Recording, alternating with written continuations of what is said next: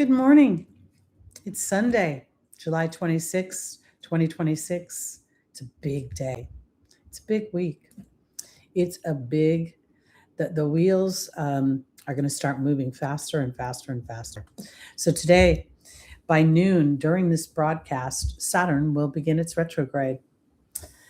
And it will do that until December. And today it's squaring Mercury. So it'll be fun to see how that plays out. Hopefully the community will be here.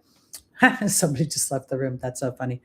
And the nodes are going to shift by 6 p.m. today into the Leo Aquarius axis.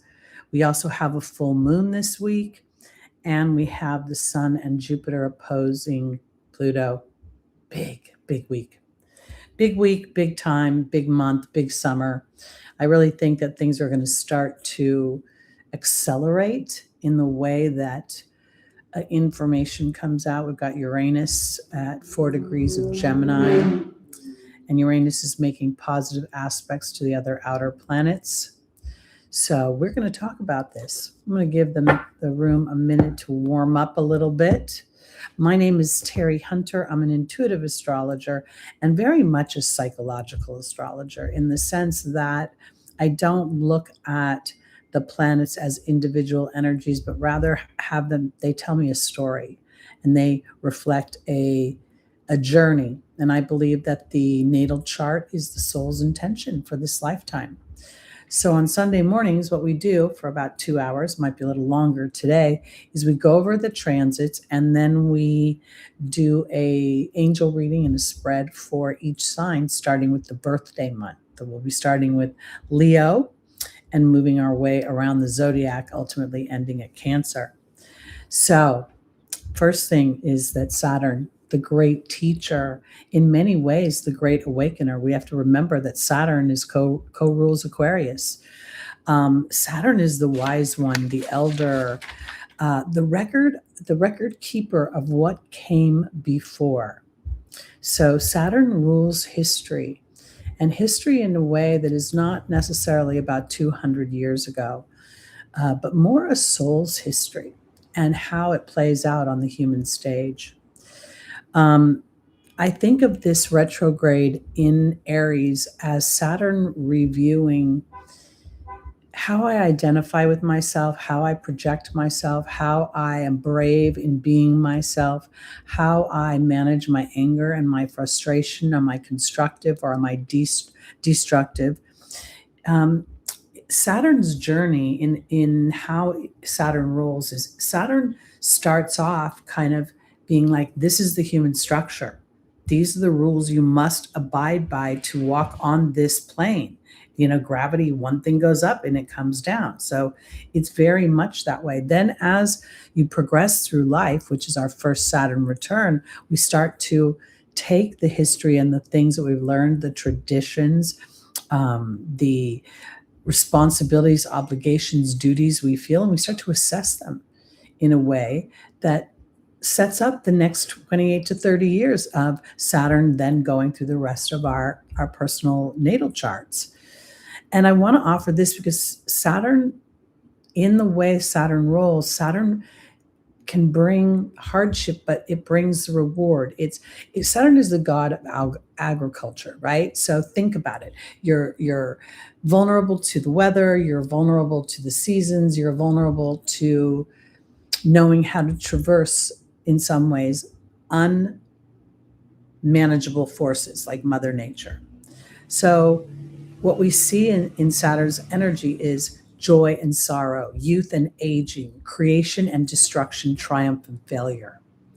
And as Saturn retrogrades in Aries right now, making a trine to the Leo energy, and as we look at the Leo energy right now, we've got Jupiter there, we've got the Sun there right now, and we have the South Node entering there today. Good morning, J-Dog. Good to see you in the room. This alignment and all making favorable aspects to the Aries energy is so powerful for an awareness of self. We can't forget that Saturn is the Lord of karma And karma for me is choices. It's not about, oh, you're a bad person, bad things are going to happen to you. It's the ramifications and consequences of the choices that you make. So the reason that I say Saturn rewards is because when I walk through the difficult journey or chapters, when I start planting the seeds of this human experience and I'm vulnerable to the outside influences of parents, teachers, governments, communities, then as I discern that, I get older, I start to create my own structure and the things that are important to me. And when I dedicate those things, my time, my attention, my energy, the Aries energy, then I start to manifest the reward of Saturn, which is enduring and long-lasting dynamics in our life. And the earth plane in and of itself is never going to be one of complete harmony, because it is naturally meant to be a roller coaster. It's naturally meant to embrace these contrasting ideas, and Saturn is representing that. You know, so many people talk about Saturn as the limiter, the restrictor, the authoritarian, and that is all very true. But the great teacher, the elder, the wise one, how do we get there with Saturn? We have to work with the Saturn energy and be willing to delineate. And when I say delineate, now I go to the Leo energy, okay? Because as Saturn is retrograding, going back into the early degrees, or not real early, but it's going from 14 to 7 degrees retrograde over the next few months. And in December, it will move forward again. So as that happens, it's going to aspect the Leo energy. And Jupiter is moving towards the South Node. Okay, this is huge. And if you have any planets in Leo, if your sun is in Leo, happy birthday, by the way. If you have generational planets in Leo, I have one planet in Leo, it's Uranus. Something big is going to happen. Generationally, things are going to happen. Epiphanies are going to happen. Some of the people born in the 50s, I personally I'm late 50, 59, but those that are born in the 50s from, let's say, I don't know off the top of my head, but I think even all the way back to 1950 through 1956, 57, Pluto is going through Uranus. Pluto is going through Leo. So this is all very powerful, because what's happening is we're seeing generationally a discernment, okay, being called and tasked. Pluto's currently transiting retrograde through Aquarius, making an opposition. Let me get back to my notes over here. The opposition Pluto is making right now is to the Sun and to Jupiter. The Sun and Jupiter are traveling together right now. This will happen for most of this week. We'll feel it. And Jupiter's expansive here. Jupiter is not expanding default into benefit. Jupiter in this place could very much be defaulting to the more challenging vibrations of Jupiter. Like the Sun and Jupiter together right now could make you extremely overly optimistic, maybe even a little cocky. There is a delineation happening right now, and Saturn's trine to Leo is having you delineate what is most important to you, what do you believe, and why do you create what you create? Why do you enter the romances you enter? Why do you think about how do you entertain yourself, and why and how do you go about that? Meaning, because Leo's a fun sign, it's also about risks. What kind of risks will I take? So now I'm shifting into the nodal part. The South Node starts its transit over, it's been transiting over Regulus, okay? Regulus is that fixed star of emperors. If you have planets around 29 degrees, 0 degrees Virgo, 29 degrees Leo, you are predisposed to feel the spotlight, to feel a sense of being above. And the South Node is not eroding that, but it is redefining it. It's saying what is based on your ego and having to be better than others, or having to have people applaud for you, or having to be above the ordinary. And where can you connect with your ordinariness and offer that authentically in a creative way to the collective, the North Node going into Aquarius. This is really going to be a pivotal moment for many people. And I'm going to diverge a little bit because there are people that are running our planet, right? We have presidents and we have prime ministers and all sorts of people making decisions. And the two most important decision supposedly makers here on our country, the United States, my country, is Donald Trump and J.D. Vance. And I bring them up because Donald Trump has a 29-degree Leo ascendant, and his Mars is at 26 degrees Leo in the 12th house. J.D. Vance has a 27-degree Leo ascendant. Venus is at 23 degrees Leo in the 12th house, and the sun is in the 12th house at 12 degrees. This is it. Something's going to happen. And when I say huge, the ego, whatever's going on with these people and the planets, if you think about what's happening here, Mars is that aggression, the warrior, the ascendant is, these people, the South Node and Pluto in opposition and Jupiter coming up. I just think something really, I almost feel like the Jupiter, because by the time 3 months goes by, Jupiter will be over halfway through Leo, and then it'll retrograde back.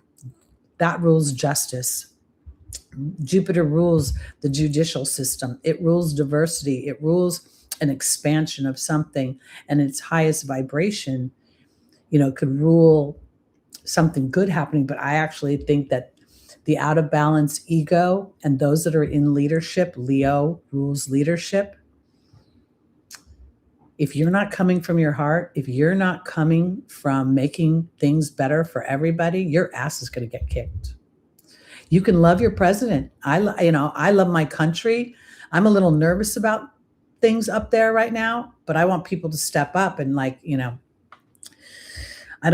not bagging the president. I'm saying astrologically, these people in power are going to hit, the South Node is going to hit them. And when it hits you in Leo, it's hitting your ego. It's hitting, how are you ruling? Are you ruling for your own self-interest or for the interest of all? So I think that this is just super, I think it's going to reveal something. I don't know if it's bad or good.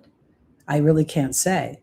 I don't think the South Node is, we have to think about the South Node rules old habits. It rules default habits that we aren't conscious of. It rules places where we default, where we sit on something that is kind of Saturnian in a way, if you think about that. And I want to offer this because the nodes, as they move into, or they're already doing it, I did a whole video on it, the nodes are in a T-square to Chiron. So Chiron being in Taurus, there's something about the voice, about the opinion, about, old wounds coming up, where I think everybody's trying to help the country, but there's a lot of dark energies. This is not just, I didn't go look at all the world leaders. I only looked at the United States because I knew from looking back during the election period, I knew about these planets in their houses. The 12th house is, many presidents have a lot of planets in the 12th house because they have to work in secret. But here, I really think that what's going to happen is that these people are, we got to kind of revisit the campaign platform. That's what I'm thinking, like what is good for everyone versus what is good for a few. That's basically what the whole axis of, and Pluto's in Aquarius. We cannot forget that.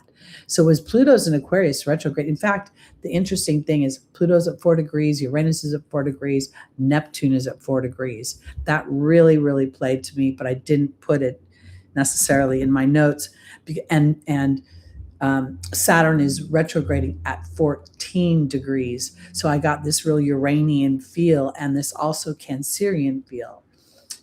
I'm an extremely patriotic person, and I love my country. I feel very attached to its ideals. And I do think that's part of what we're going to come back to, is an opportunity to come into the true ideals. And I think that the power of the people and the people's voice, Uranus and Gemini, will speak up. So we'll see what happens. I also wanted to comment, we have a full moon this week. It's at 6 degrees of Aquarius, opposing Jupiter and the sun conjunct. And the moon is conjunct Pluto. So I just got the weirdest feeling. I don't know why, and I'm just going to say it to you folks. There's only 2 of you in the room right now, or 3. You ever see those movies where they put somebody in undercover? They make them look like a bad guy, because by looking like a bad guy, you actually can get the bad guy. I wonder if something like that might be going on. I don't know where everybody is, J-Dog. It's summertime. I'm not worried about it. This is all part of the South Node. Am I doing this for the audience's applause? Look at, there's even little timestamps right now. They must have done an upgrade on YouTube. I've never noticed those before.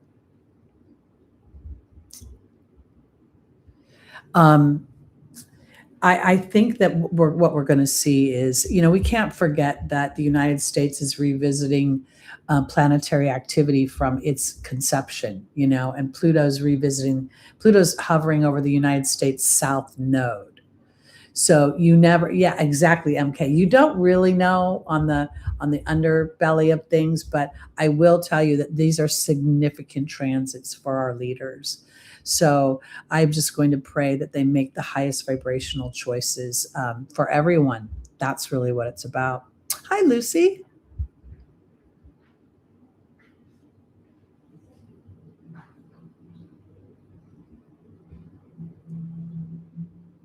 Well, I'm not going to worry about the analytics. That's all part of that South Node, not worrying about, how many people are in the room, but that, just come up and show up. That's how I feel it is. Okay, so I'm going to briefly talk about this full moon, because the full moon in Aquarius is making, obviously, I just said, in opposition to the sun and Jupiter, but it's making aspects to Neptune and to Uranus. And these outer planets and the harmony that Pluto, Uranus, and Neptune are singing in is so incredibly important for the background of all these other things that are going on, because it's giving us an opportunity to really think about our future, think about the power that we have of our thoughts. So many of us, whether we realize it or not, probably are connecting with material, podcasts, information of some kind that is focused more and more on how the mind is a tool for manifestation. And the focus of the mind is the key. And well, actually, the emotional body is the key. And that's the key that turns the lock. So, hey, Stephen, grand day to you as well. So I think what we're going to see here in this full moon is some sort of illumination about what we want and about our personal beliefs. Let's take this transit back down to something more personal. Wherever Leo is in your personal chart, as the South Node and the Sun and Jupiter come into connection, whatever planets are in that house are going to be activated in a way that's going to ask you what is most authentic to your heart. Because so often we can't help but default to the approval of others. If they think we're good, if they think I'm progressive, if they think I'm productive, then I'm doing well. And I think that it isn't about the complete, ignoring how we have the ripple effect. I think it's more about representing what happens when we have an awareness of the heart and we bet on ourselves in a way that is connected to our soul's voice. And this vision of the future is not just a vision for myself, but for what can happen. I always think that if people were literally if adults could play without the fear of money or the fear of rejection, we would see so many more happy people. I feel like people are sitting on this unconscious defeat, like whatever we try, there's always something tripping us up. And right now the planets kind of have been that way. So it's pretty crazy. Yeah, we haven't seen Stephen very much lately. He's been, I don't know, usually every summer, don't you do a camp, Stephen, or don't you do something every summer where you're gone for a couple months? I haven't heard, I got a quick text from Small Wildflowers. I didn't get any updates or anything, but um, just keep her in your thoughts. And if you guys have any interest in sending her any kind of card or letter or support of any kind, let me know. I can send me a DM or reach out to me and I'll give you her address. Okay, one other thing before I go into the readings. Mars and Venus are in a square this week. Venus is in Virgo, where she's not always the happiest. That is her fall. She's very practical. She's very organized. She's very a little sometimes pent up, like it's got to be like this. I laughed at myself this morning because I had about 15 minutes before the broadcast was starting, and I was like, oh, I'm going to empty the dishwasher and then fill the dishwasher and make sure that the kitchen is all clean before I start, because I'm like weird that way. So this week, I think there could be a lot of tension. Be aware of the neighborhood too. Be aware of people just potentially or the environment feeling like, if I'm not serving you, what good am I? There can be that. And I also think, I don't know why, I just feel like there's this powder keg waiting. And I think people are ready to have a moment of it. I think some will have an epiphany, which will be liberating. And I think some people might have an implosion, which will feel a little more challenging. So be mindful of that, and where you saturate your time this week. Okay, I'm going to try to do the timestamps. We'll see what happens here. I don't always feel good about it or good at it, but let's start. All right, first.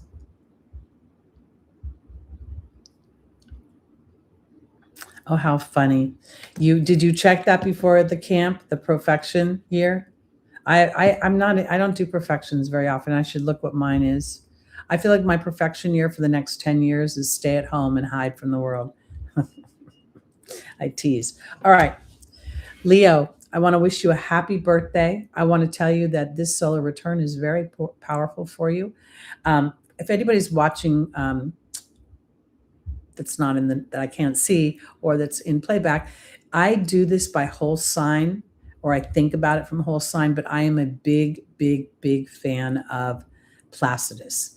And I think that's so important. I just mentioned Donald Trump has a 29-degree Leo ascendant, which actually in whole sign, the whole first house would be pushed forward and it would have a completely different meaning than in Placidus. So I encourage you to look at your charts in Placidus, but for the ease of the conversation, I'm just going to use whole sign. So the focus this year for Leo is your first house, and it's Jupiter going through that first house, and it's saying, wow, what do I want? What kind of faith do I have in myself?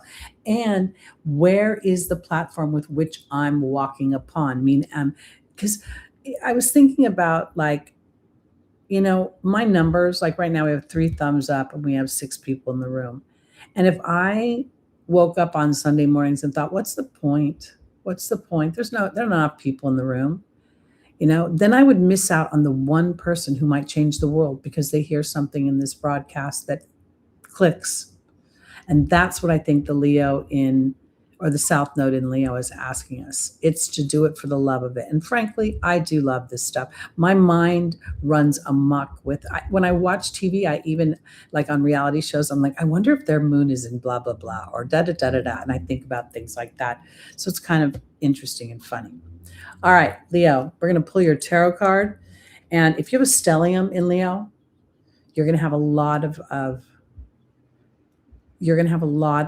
activity over the next few months, for sure, because the rapid pace with which Jupiter moves through that house, and then coming when it retrogrades, you're going to look a lot about how you want to expand, where you want to expand, where you have lacked faith in yourself. What are your, even I would say this, what are your daily practices of seeing your expansion or feeling about your expansion or feeling about where you want to travel, not just literally, not just a pilgrimage to learn more about who you are on a spiritual level, but to experience that in the 3D world.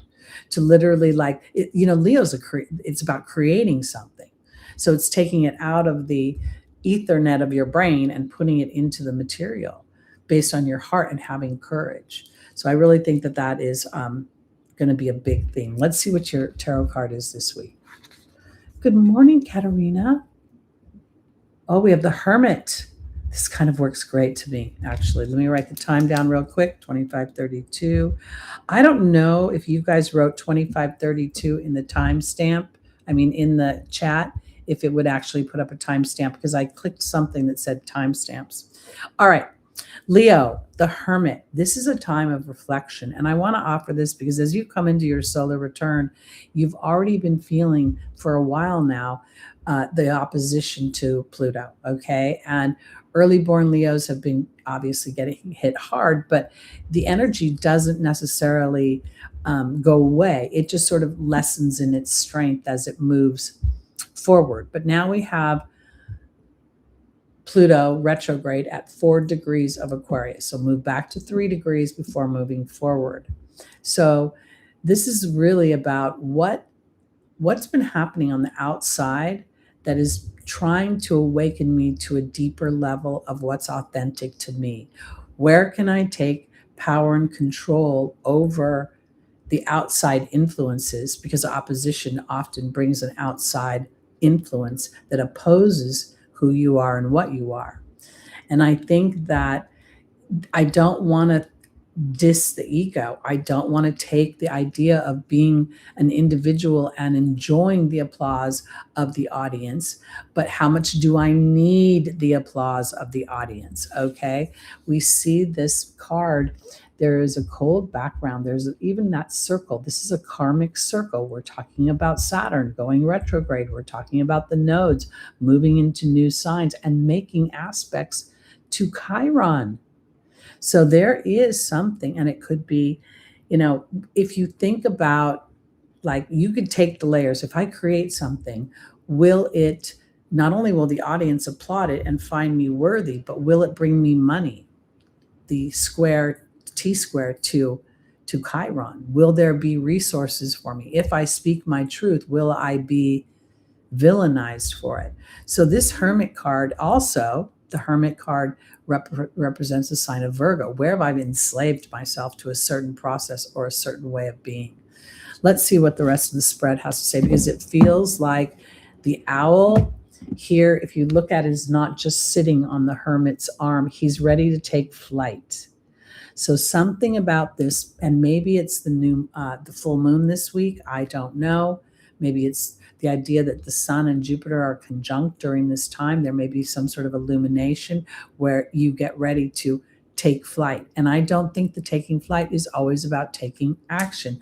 I think it's starting to recognize what is my emotional dynamic before I move forward.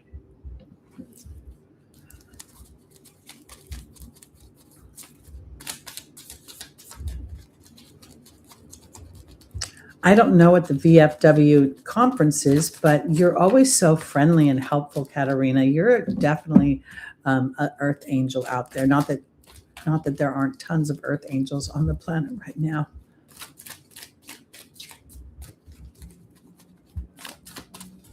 Okay, Leo.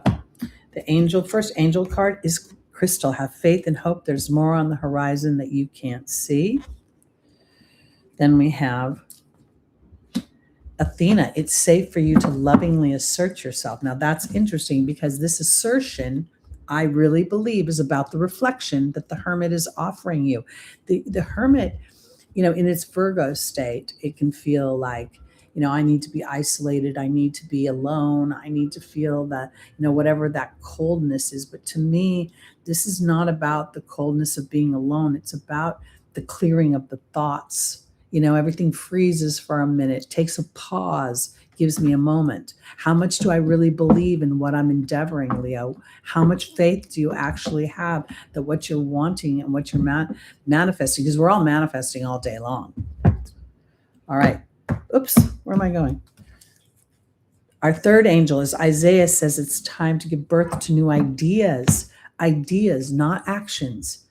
And on some level, you're being protected. And I want to offer this because erosions that take place when we feel Saturn's challenge or we feel the South Node's challenge, those things are opening a door for something that it could be more aligned. And that's part of why we don't want to stay in the vein of loss, okay, or in the vein of it's not working.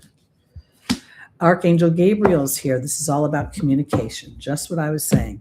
So, and communication that could potentially be based in fear and insecurity. Well, you know, that's the thing. This is, Stephen, this is exactly a perfect example of what I think the transit are asking. The idea that you're working on that's manifesting inside of you, does it bring joy? Does it make you like want to wake up in the middle of the night and start on your computer? Because that's the opportunity. But if for some reason this book idea that's great, you know, then I need to identify myself as being like, this is my important contribution, and I need to see the outcome. I need to see the effect, because that's where Spirit's saying, no, it's not about the effect. It's about the presentation to the masses, and the masses will take it on their own into the future and integrate it. And then it comes back to you in the way of that applause. It's almost when you don't need the applause, you get the applause or the approval or the validation, whatever it is. It's that freaking double-edged sword where, you know, you got to want it, but not want it. There you go, an experience you haven't had with your natal Mercury in your second house of skills. So that could very well be where, you know, it's also a history house. The second house is always a history house. So these questions, you can be confused. You can say to Spirit, well, part of me is still attached to that part of my ego that wants to know that it's valuable, that people appreciate it. You know, nobody's perfect, but I think just the awareness starts the balance. All right, Leo. Crystal's being joined by Merlin, balance, justice, alchemy. Something's coming where, you know.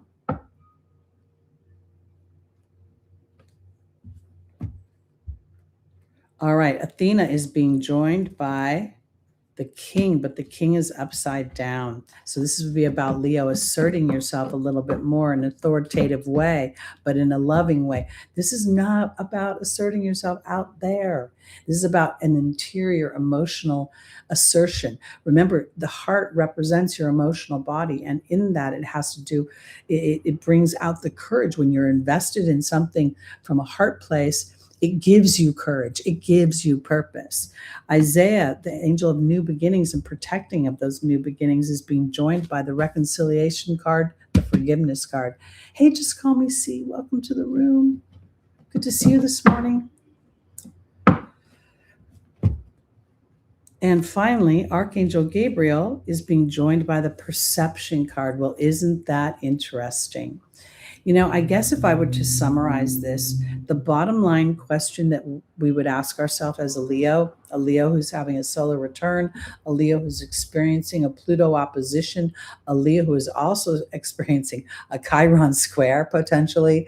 I don't mean to laugh, but when I get nervous about sometimes how intense these things can be, the bottom line question is, am I standing in justice for myself? Am I creating authentically? Am I enjoying the things I'm creating? And are the risks I'm taking on me or on someone else or on the potential of something else outside myself validating what I'm doing or what I'm being is a better way? Because Merlin is offering the manifestation, but the manifestation has to come from the heart. Now, if you're a fixed sign and you have strong fixed energy, and Leo can, if you have a stellium in Leo, the flip side of that is insecurity, is being absolutely paralyzed in fear of standing in leadership, that you make the wrong decision, that you'll bet on the wrong pony, you know, and that could be yourself. And so I think when Athena is saying to lovingly assert yourself, this is a towards self-authority. And this to me is supported by the trine to Saturn. I'm willing to do the hard work of being in the unknown. I'm willing to do the hard work of setting an intention that I can't guarantee is going to happen. And I also want to offer this because Leo can be very impatient. Leo, give it to me now, give it to me now, give it to me now. And, having Regulus within the Leo, early Virgo now energy, there is a habit of the Leo being, above the crowd, standing, when you're performing, you're above the crowd, when you're standing on a stage, when you're standing on a podium. So there gets to be an awareness of this, because this new beginning and the forgiveness card makes me feel like that the square to Chiron starts to transform into that wisdom, that gift. Chiron and Saturn are both very challenging, and Saturn is Chiron's father. So, I really want to offer this, because this being willing to look at the wound as a launching pad, as a catalyst, as the igniter of who you are now. That's where the great teacher comes in. That's where the wisdom comes in. That's where the journey of challenge becomes almost fun in a crazy way, because you're like, all right, you're not going to tank me now. I know how to do this. And I know how to harness my mind, even when I'm scared, to stand in the vibration, or stand at the threshold of the vibration. I see that I'm out of balance, Merlin. I see that there's a potential that my faith and my hope are lacking. But as I sit and I say, Spirit, thank you for giving me some real world experiences to support and then you say whatever it is that you want. All right, I better move on. I want to tell you, my 50s were the best decade of my life so far. I can't say much about my 60s because they feel like they've been in COVID lockdown. But my 50s were when I stood my most authentic, started standing, when I took the biggest risks, when I reached out to Lotta as a complete stranger and said, you should put me on your channel. I didn't know why I was doing that. Spirit was nudging me to do that. And, I don't know if it was for me so much, at the time I was like, oh, she's going to help me get that big audience. And as I've aged, I realized that there was a part of me that was doing everything to say, see, I have value. See, my narcissistic family and my narcissistic sister, I wanted to give them the big fingers, the big birdie. And the more I want to give them the big birdie and show them how important I am, the less important I felt, and the less important I feel like I became. And I don't think I was being punished. I just think that the truth is I don't necessarily want to stand out I'm a sensitive person. I had a meltdown one time when someone said in the chat that they enjoy the chat more than they enjoy the broadcast. And they have every right to enjoy the chat. That's why we do a live. So I just think this is a real redefining of what's my true intention for creation? What are my true talents? Will I be willing to use them? And will I be able to stand with my heart open in that experience? All right, let's go on to Virgo. Jeez, my mouth just feels like it just goes and goes and goes. Okay, your tarot card this week is the Tower. Wow, I kind of like that. Now, for those of you that are new to my show, I don't see the Tower as Mars ever. I see it as Uranus. We see the lightning knocking. Normally, we'll see a crown. This is sort of you can barely see the castle, but it's very much Uranus rebelling against what has been. The lightning strikes. And in this particular deck, we see the sun. We don't know if the sun is setting or rising, but the dove of peace sits at the beneath of this explosion. This lightning strike. So let's see where we're going for our Virgos, because as the South Node has left your first house, it moves into your 12th house. And in moving into your 12th house, and frankly, if you're doing Placidus, it might still be in Well, let's see. No, it couldn't be in your first house. It would have to be in your 12th house, potentially your 11th house, I suppose, depending upon the degree.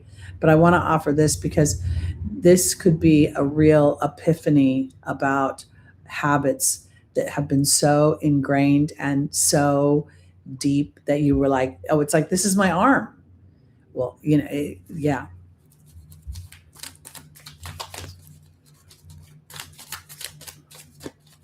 Virgo moon. Oh, this would be good. So let's see. The tower is going to give you potential, and we're having a full moon this week. I want to offer this too because wherever Leo is in your chart, and I meant to say this earlier, be sure to check that the landscape of what that means. So you've got, Leo first house also has an Aries vibe underneath it, right? Leo second house is going to have a Taurus vibe underneath it. Leo third house is going to have a Gemini vibe. That's based on Leo rising. So, when we look at Virgo, 12th house, Leo is going to have a Pisces vibe to it. So look at those when you're looking at your chart. How are these transits going to affect me? Because when we look at Virgo right now, we're looking at that 12th house, Jupiter influence, Neptune influence, Pisces influence underneath the Leo influence. Where have you not allowed yourself to expand or to travel into new ideologies? Where have you anchored yourself into, this is who I am, this is how I identify? Because if you're identifying with something that is not moving you towards your expansion or towards a more authentic expression of yourself, you could feel the tower very powerfully this week. Okay. Hi, Lou. Francesca says, what do you desire right now? Visualize that. Negativity will block your progress. Then we have Maya, the angel of schooling and education. We have Isaiah in the same position. It's a good time to give birth to new ideas and new situations.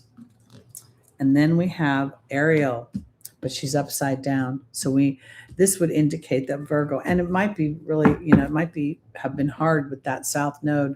So, wonderfully traveling through that house, sometimes it can be hard to feel the faith. My sister's birthday is August 2nd. She'll be 65. I don't think it's going to be easy for her because she's also has Chiron conjunct exact on her moon. Her moon is 0 degrees of Taurus. And she's a Leo. Her birthday, August 2nd, and her North Node is conjunct Uranus. I'm not laughing. I just laugh sometimes when I don't know why I laugh. Because the tower makes me laugh, makes me nervous. Nervous in a good way. Because you can't block the progress, really. You can't stop the machine of time and evolution and personal growth, no matter how much we want to.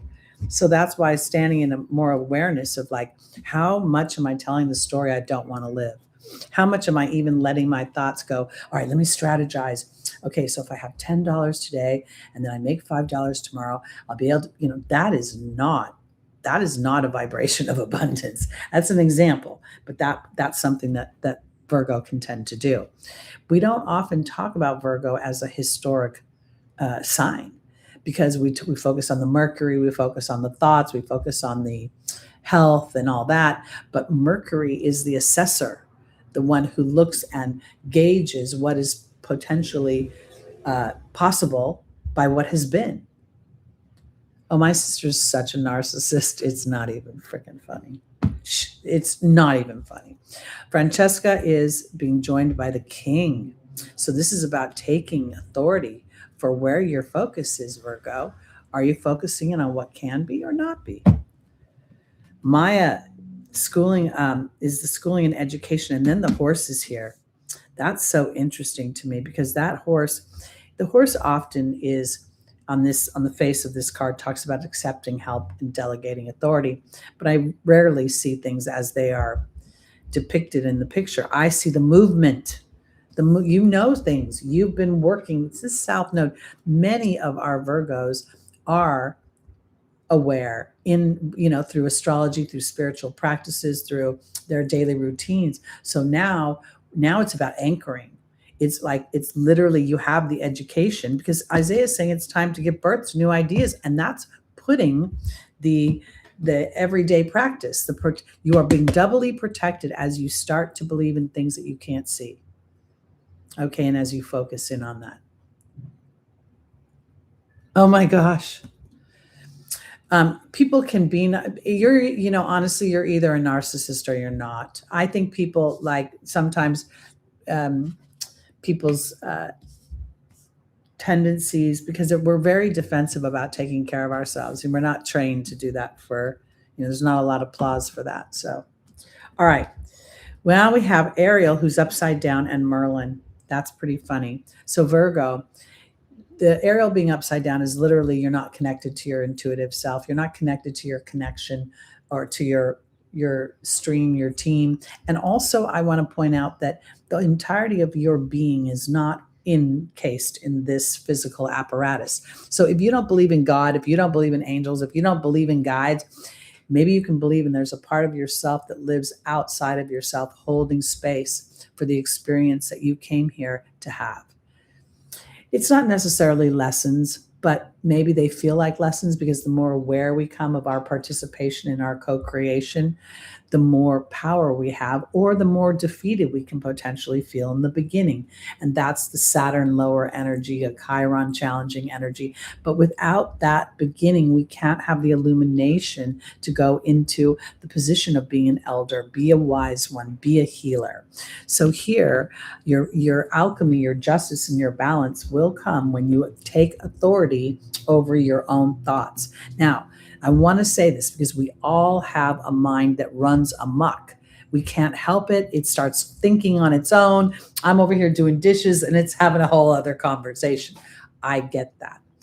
For people who are mercurial ruled or have a strong mercurial aspect in their chart, like a lot of things in Virgo or Gemini, doing things with your hands, I think that helps. Puzzles, doing knitting, crocheting, diamond art, building a bird bath. I don't even care, bird cage, whatever. If you can do something with your hands, that will help you move past that point. And then you can start to incrementally shift your awareness, and that way taking authority into it.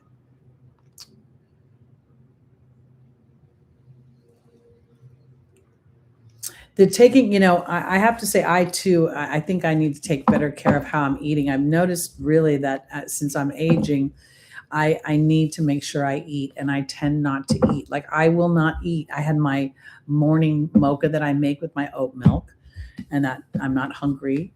And then when we get off this in a couple hours, I'll be super hungry, but all morning long. And so I've got to figure something out there. Because as I've aged, I noticed that when I'm hungry, it actually makes my eyes blurry. Oh, aging. It's a privilege and it's a beast. All right, are we ready? We're going on to our Libras. Oops.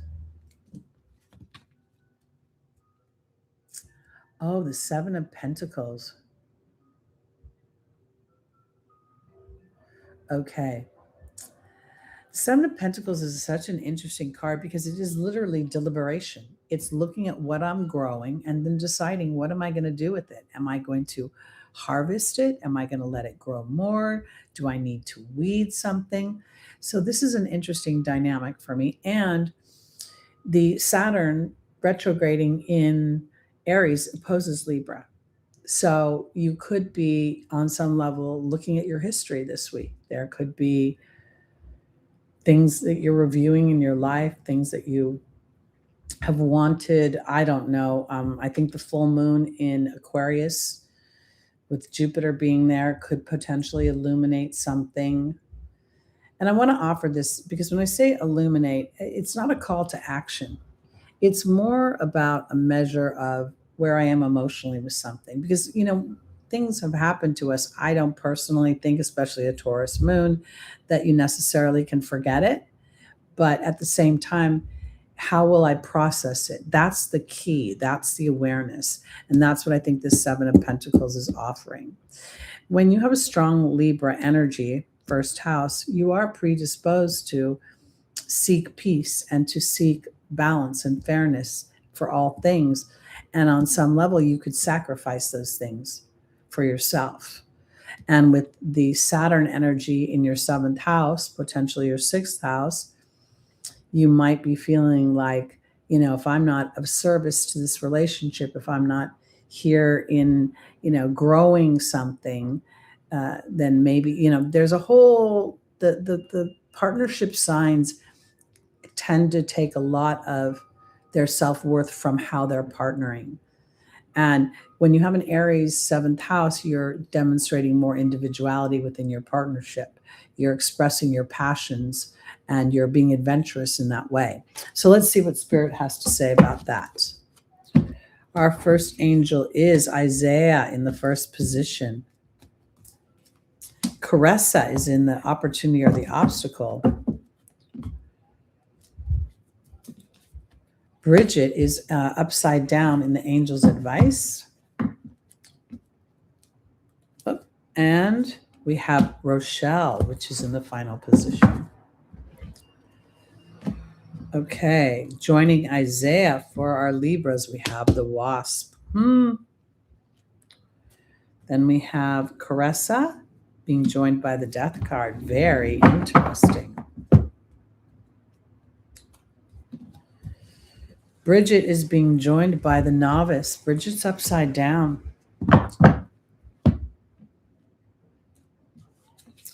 And then the Grail Knight is joining Rochelle. All right. Now, this is the shadow side of Libra. Passive aggressive.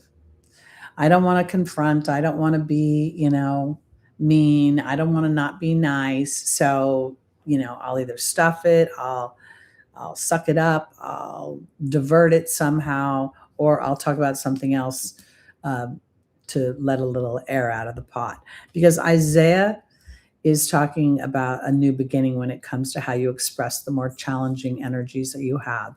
While the Wasp is anger, retaliation, and jealousy on the face of the card, I'm going to use the word stingy today.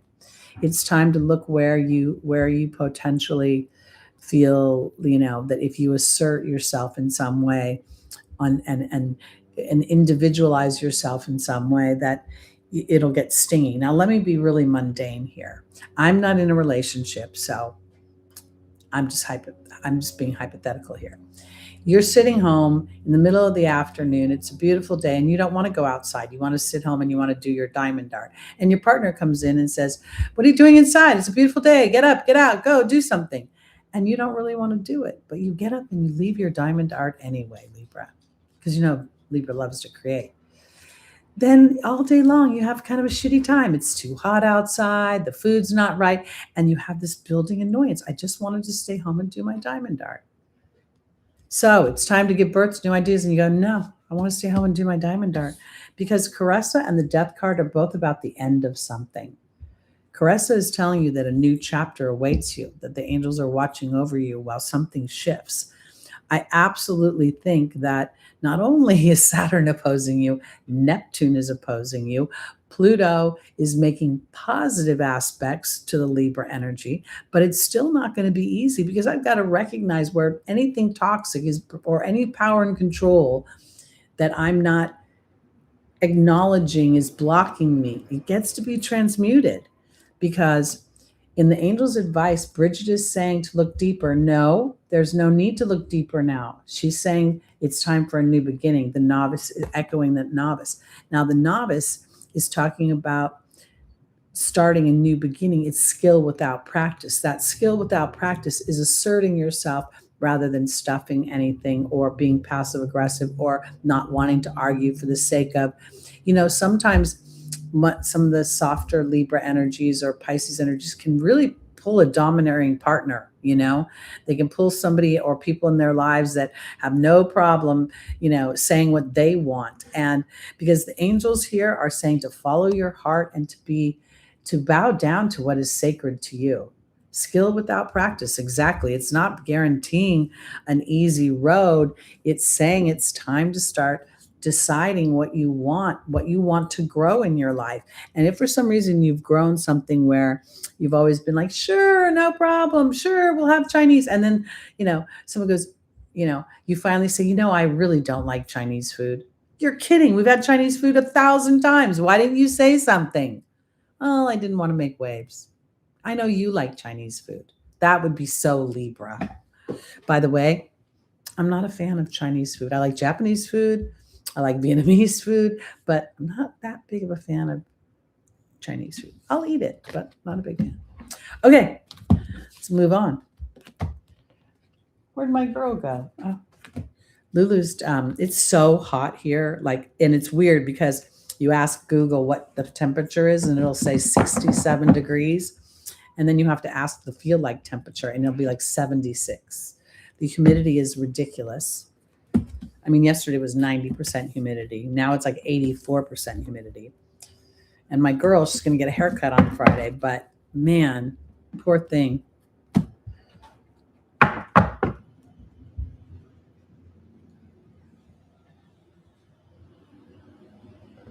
How funny, Lucy.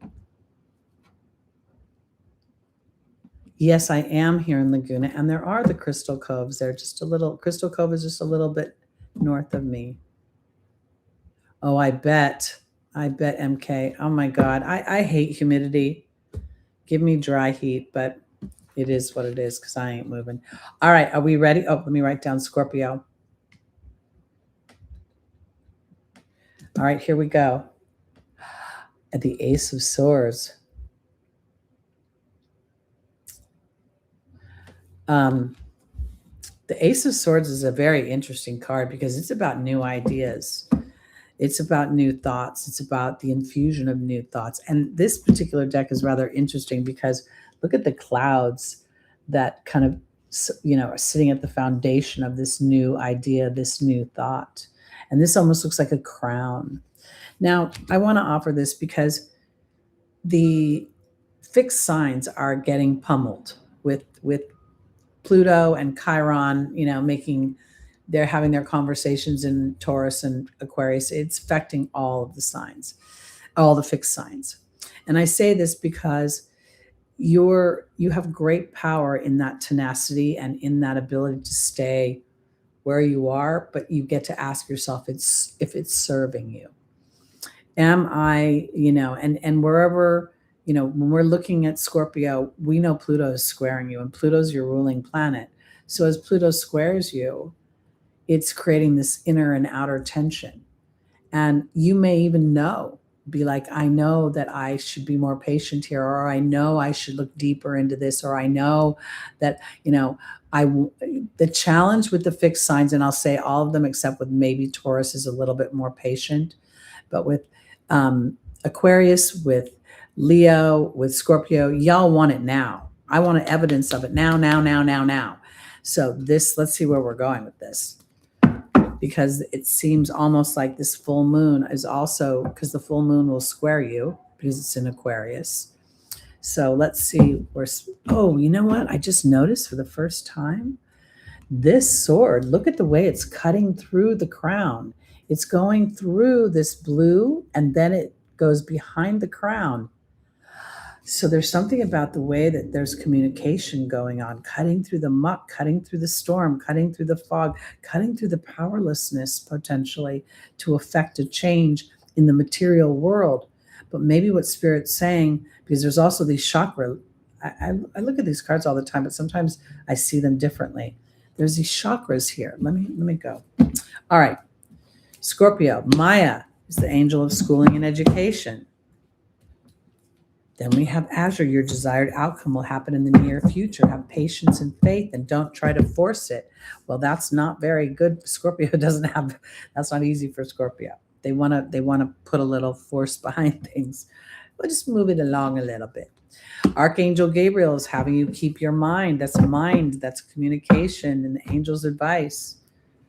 And then in the final position, we have Athena, but she's upside down, not a time to assert yourself, not in the outer world. This would be an interior assertion. Let's see where we're going.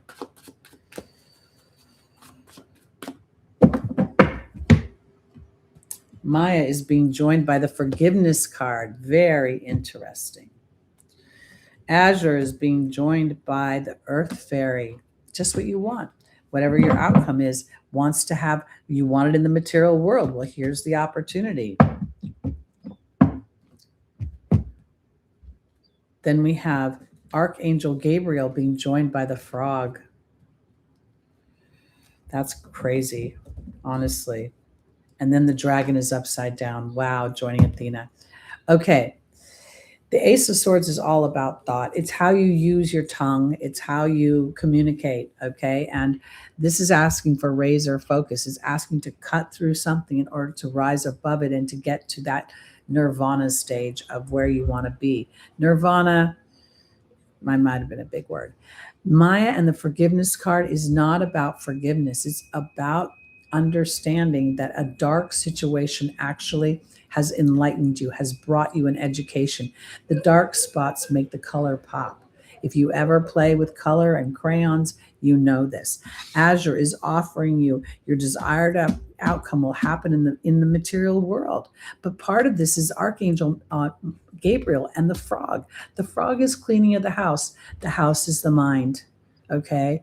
And Archangel Gabriel's communication. This is about cleaning up your mind. And maybe it's not easy sometimes because Scorpio, I have my Mercury in Scorpio. I have a 7th house Scorpio.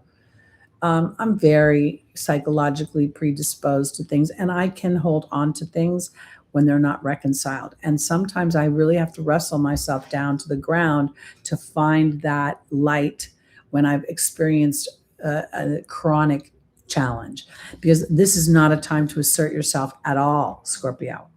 This is a time to put your sword down and to wait and to make sure that your communication is effective and is directed and intentional towards the experience you want to have, and maybe not the experience you're actually having.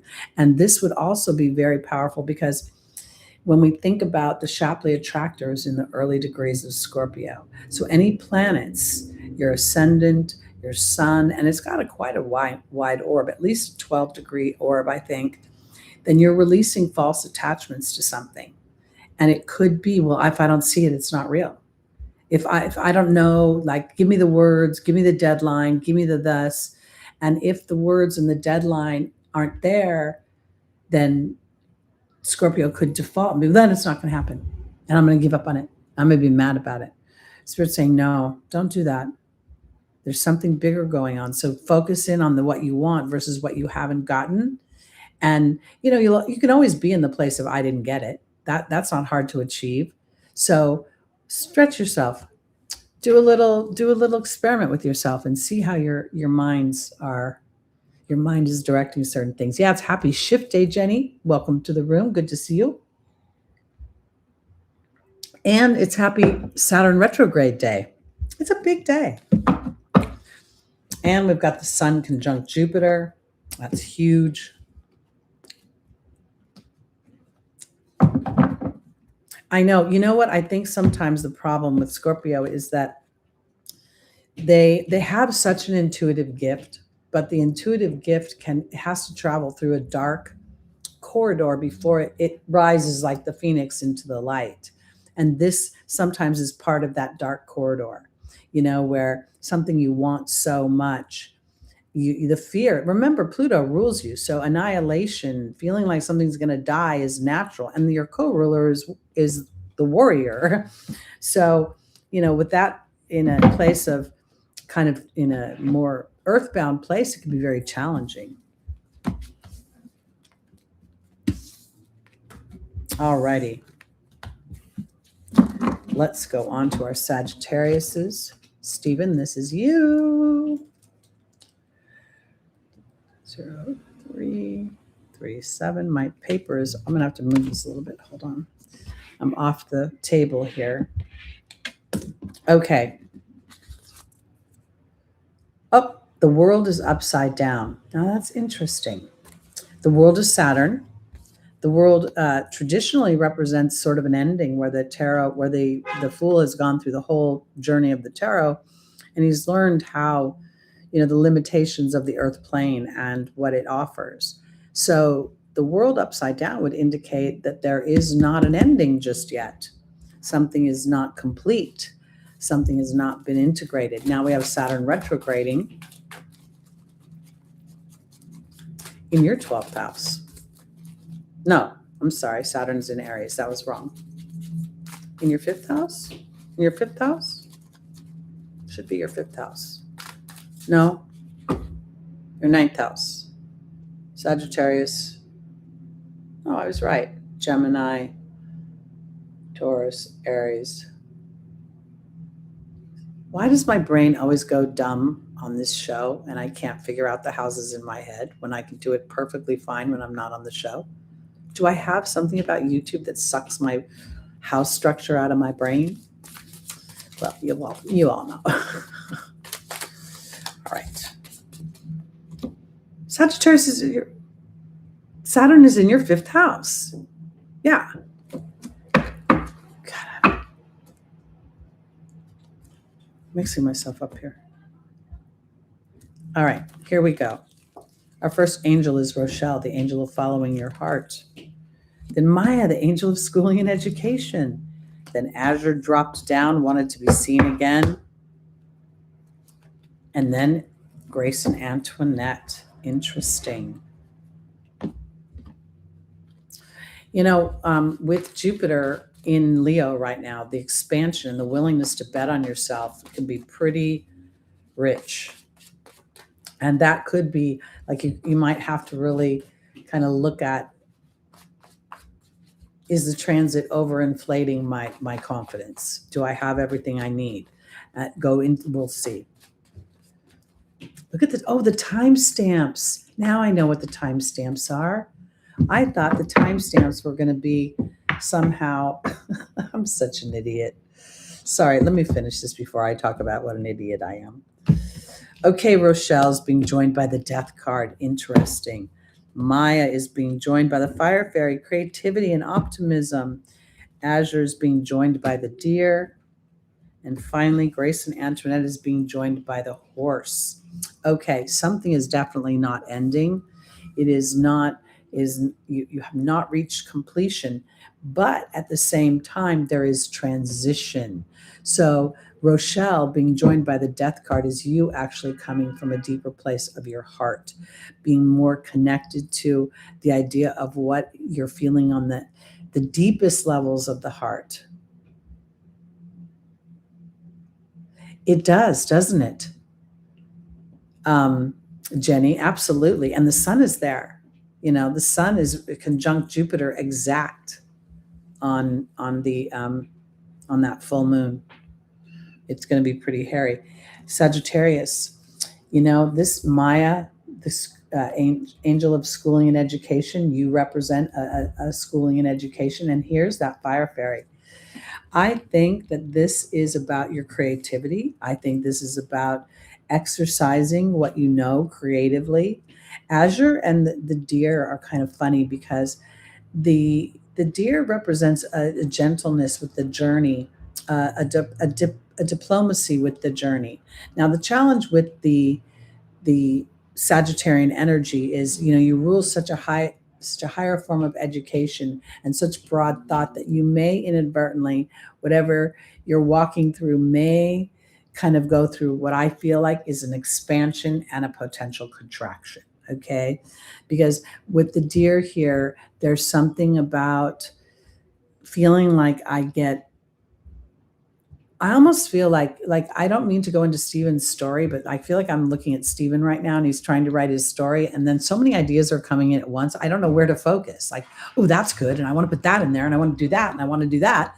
And then I've got to like come back down and start with one thing. Because Grace and Antoinette and the Horse almost makes me feel like having more patience for the process, like getting potentially anxious and taking more time and being more willing to be sequential in how I execute. I don't know why I want to put it that way. –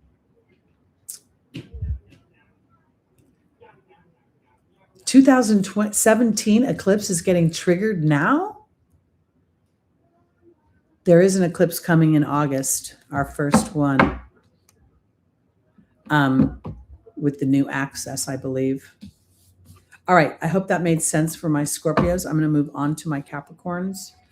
I want to offer this because these moments in the stars, I really want to shift from they're happening to us to we're walking through it. Okay. Um, the with right now with Chiron making a T square to the nodes and Chiron being the focus, this is the voice of what do I speak to myself? What do I tell myself about my talents? What do I tell myself about what I know about myself historically and who I've evolved into today? That is key because that 0 degree is a whole new beginning. And it's a very tense new beginning because I'm a baby. I need to protect myself on some level from outside forces that would mess with that or would conflict with that or trigger my insecurity. The whole, when I tell you that this transit of Saturn and what's going on right now, and especially the South Node redefining what the ego is desirous of, right? We cannot villainize ourselves for being desirous of other people's approval. We are trained to do that from the time we get into the womb. How many pregnant women have you seen go, such a good baby? I haven't been sick. I haven't thrown up, and it's all the baby, the baby's power. It's not the body's power. It's the baby's power. So from the minute that the soul decides to incarnate in a physical experience, expectations are being placed upon it. So this is about a redefining of expectations and whose expectations and who are you playing to? Because when you're happy about what you're doing, the long journey of Saturn is not as hard. I have Saturn literally squaring my midheaven right now. My midheaven is 15 degrees of Capricorn, and there is Saturn squaring its own house, right? Now, how does that play out?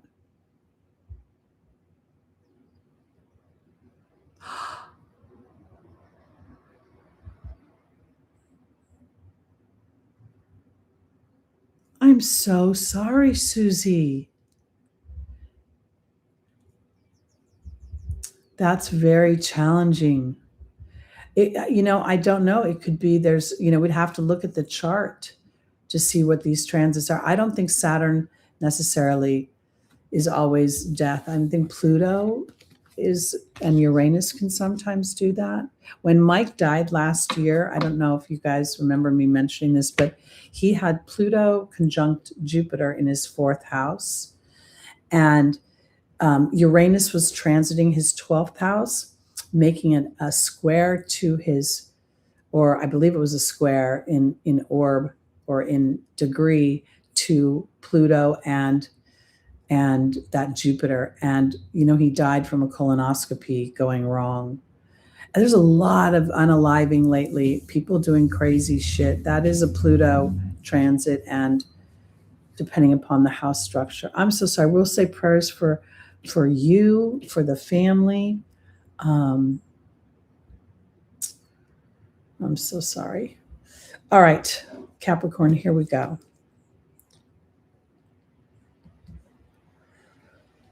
Okay. All right, so here's the Hierophant, and it's upside down. That's very interesting.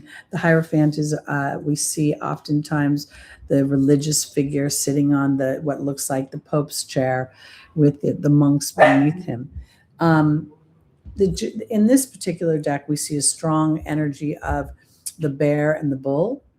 The bear being one of protection, the bull being one of representing expansion. We also see the dove of peace in this, and the labyrinth, or the whatever you want to call that little maze.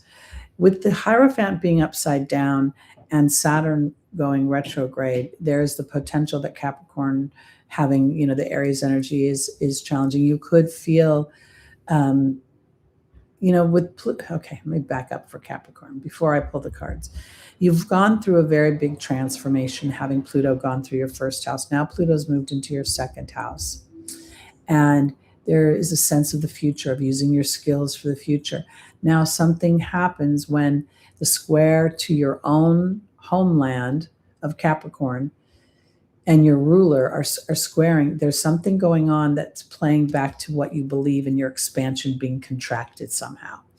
And potentially that could come through responsibilities, obligations, or even emotional dynamics that you have been tethered to, that you have not allowed to also transform or to strengthen or broaden. Because I feel like there's a revisiting. Some people say, I already told them that. They know that. And I'm like, people don't listen. You have to tell people over and over again sometimes when you're shifting, because this feels like a contraction, from your expansion of self. Let's see where we're going. The first angel is Victory, Omega. Then we have an upside down crystal, which goes right back to the Hierophant. Faith is waning. Belief is waning. The Archangel Raphael is upside down. The challenge with the Capricorn energy is if it doesn't manifest in the material, it doesn't count. Saturn says that's not sustainable. That's not legacy. I need to see it. If you tell me that you're bringing me a glass, don't tell me about it. I want to see the glass. I want to know what's in it.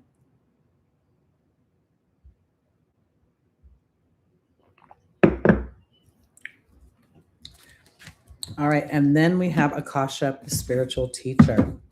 Very interesting. So you could be having a wobble between what you have historically been praised for or applauded for or felt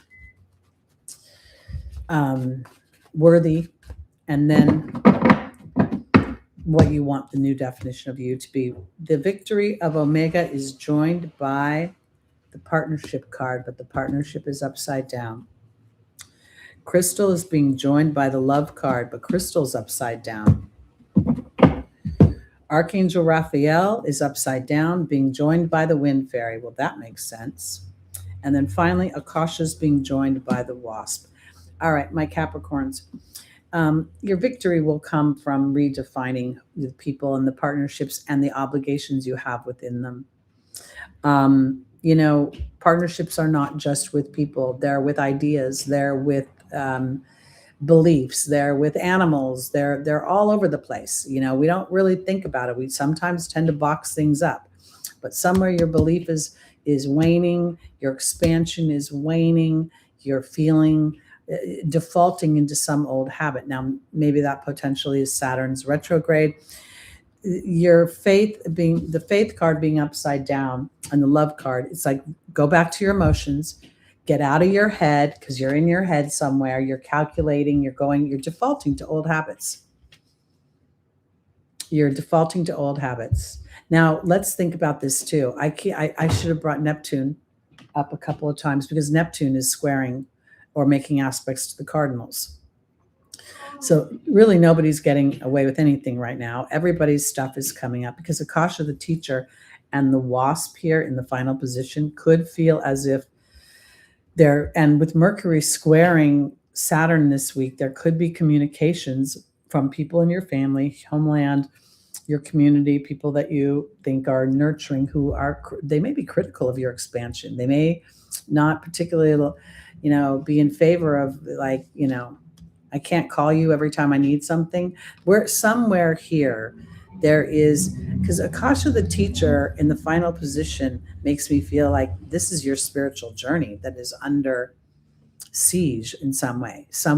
There's something outside of yourself, people, places, beliefs, habits that are preventing you from truly feeling a deep dig into that victory of, I got this. I got this. Now, I want to offer this. If for some reason you're a Capricorn and your literal relationship is so important to you that you're saying, I can't be happy in this relationship until we move to the next level, until I see that we're going to get married, or we're going to, have a house together, or whatever, you're doing yourself a disservice, Capricorn, because this is offering you an opportunity to get out of your head and to an experience of balancing by getting into your faith. Because without thinking about it or without realizing it, you're putting fear-based pressure on an outside source to fuel your sense of being solid. Okay.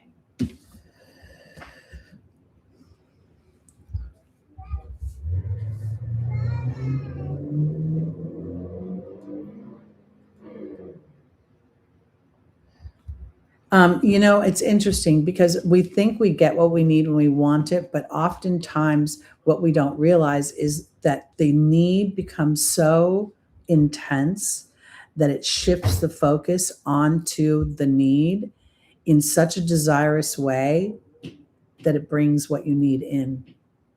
Or the other thing can happen, because this happens often, the resistance of what you need stops.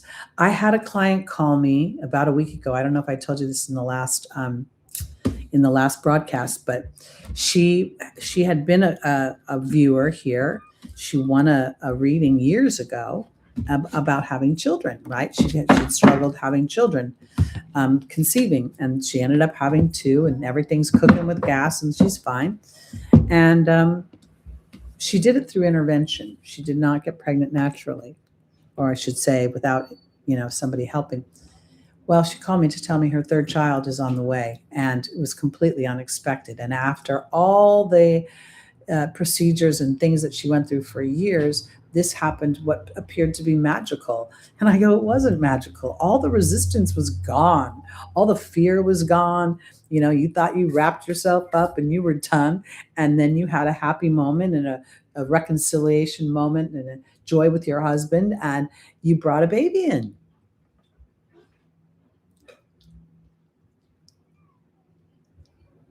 So I'm just really excited for her, because, I believe every baby is a soul that is choosing this life experience for its expansion and its awareness. So that's very exciting. So sometimes we have to take the pressure off ourselves. Okay.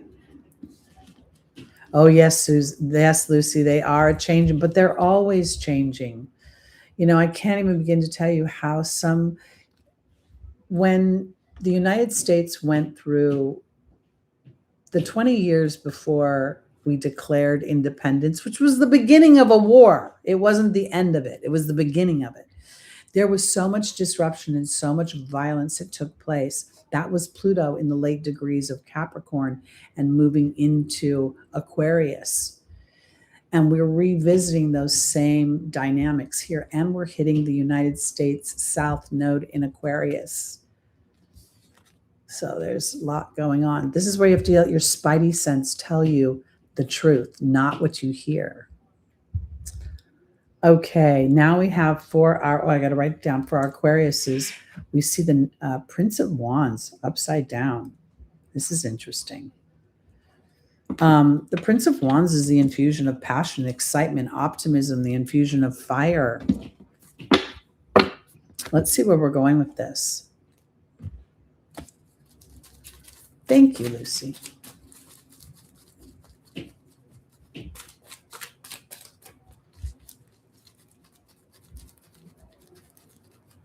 You know what, Susie? Don't try to struggle against the current. This is the time to actually the opposite.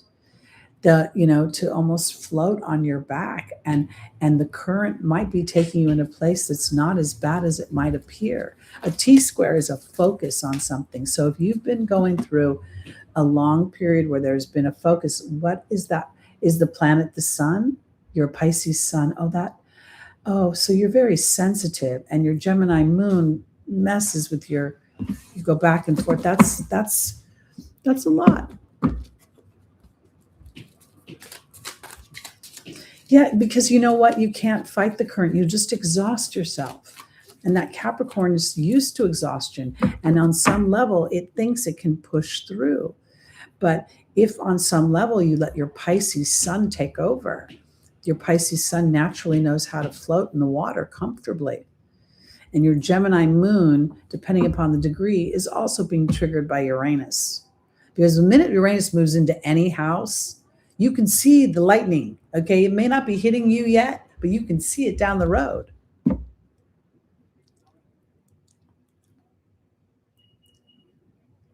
Okay,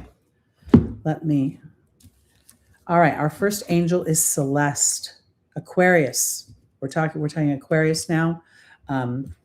Your card was the Prince of Wands. So there's a little lack of passion. Something is feeling a little deflated potentially. Celeste is upside down in the foundational position. Archangel Gabriel's in the opportunity of the obstacles. Serena is in the angel's advice. And the final is Chantal. It's true. Capricorn is a taskmaster, but this is what I want to offer you. When you go into the lane of the things that you love, the things that bring you passion, the things that make you feel like you're building legacy and tradition that is authentic to you, then Saturn shifts. Saturn actually rewards you, and that judging, it slows down big time. That's where the wise one, the elder, comes in. That's where we see this Capricorn energy manifesting in Chiron as well, because Chiron, through his trials and tribulations, becomes a master of challenge, a master of problems. I mean, he didn't learn about all the herbs and become a great medicine healer because there was not illness. So it is about the shift of it. And the shift of it is the mind. Okay, Celeste, Aquarius. Celeste is upside down and the Queen is upside down. The Prince of Wands is upside down. You are somewhere being afflicted by too much old habitual thought. There's a lack of giving and receiving, and it's a deflating energy for you right now. You may be tired. You just might need to give yourself a rest. And, there is the Pluto is retrograde in Aquarius, but Pluto's making aspects to Uranus. They're favorable aspects. It's a trine, but at the same time, we're talking about this electricity that's shooting down into Pluto's, underbelly and begging for liberation. So it could be a little bit challenging right now. Archangel Gabriel talks about our thoughts, and then the fire fairy is here with creative action and optimism. We have Serena being joined by the frog. This is very interesting because it's a cleaning of the house and the mind. Chantal is being joined by the movement card, but the movement card is upside down. Okay, this is what I want to offer you. I don't think, Aquarius, this is a time for taking action. This particular week, potentially with Saturn being retrograde, with Pluto opposing the Sun and Jupiter, there could be a lack of really fresh inspiration. Okay. And I want to offer this too, because there's a focus that comes in with the Uranian energy, but Aquarius is also ruled by Saturn. So there's a stability that can come as I continue to do the hard work of focusing in on my future. So when my mind is running amok, because the Celeste upside down is making me think my mind is reverted back to old habits. The Queen is telling me upside down that I am not feeling fertile. I am not feeling creative. I'm not feeling a give and take and exchange. I might even not be feeling supported. Archangel Gabriel in the opportunity of the obstacle is all about your communication. And then the fire fairy is asking you to step into optimism. Now, I don't really like to try to be positive when I'm feeling negative, but I can absolutely start to apply certain things and tools that I know.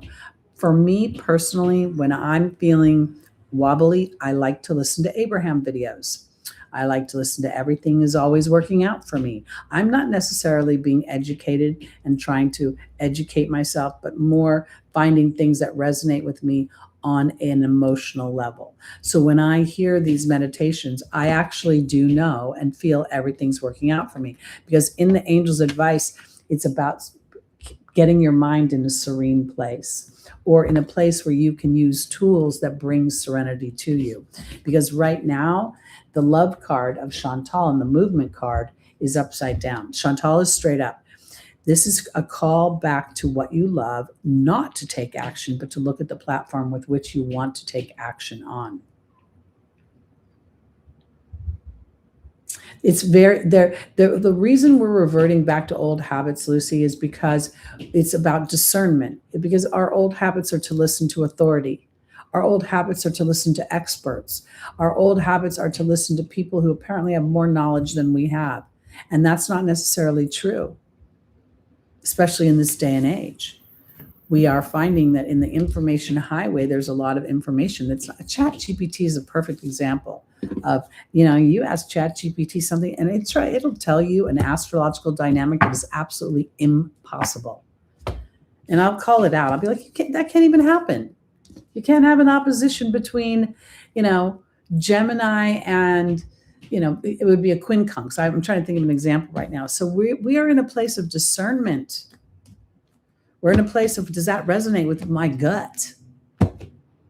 If I listen to that, will I feel good about it? Or if I listen to it, will that put me into anxiety? Because the anxiety is an alert. It's a measure. It's saying, oh, don't go there, Will Robinson. Go back to the ship where it's safe. Okay, Pisces, here we go.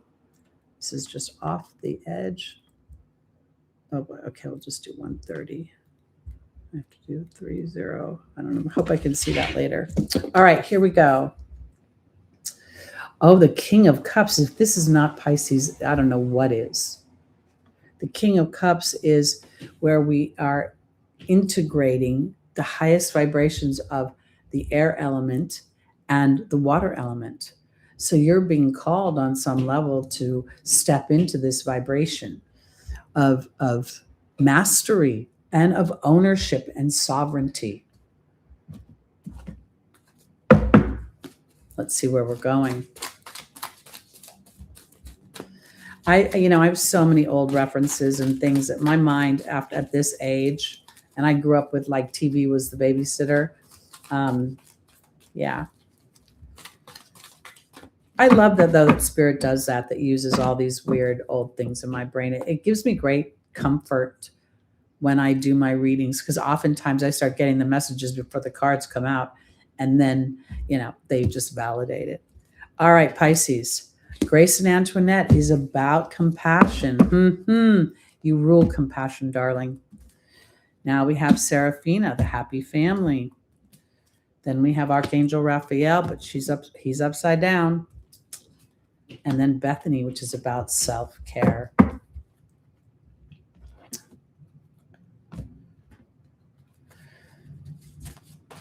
I don't know if it was so bad to be a latchkey kid, honestly. I mean, I was raised by a step parent, and, so coming home and being able to have my boyfriend come into the house and leave, nobody being there, made me happy. I was not sad to be a latchkey kid.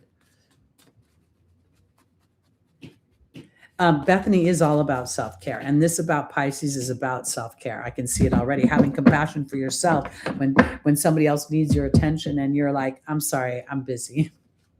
There's the love card. Joining Grace and Antoinette. Seraphina is the dog. Wow, I wonder too if maybe your love life is sprucing up.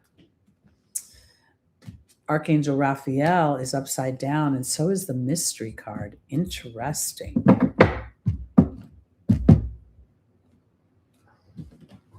And Bethany is being joined by the burden card, but the burden card is upside down.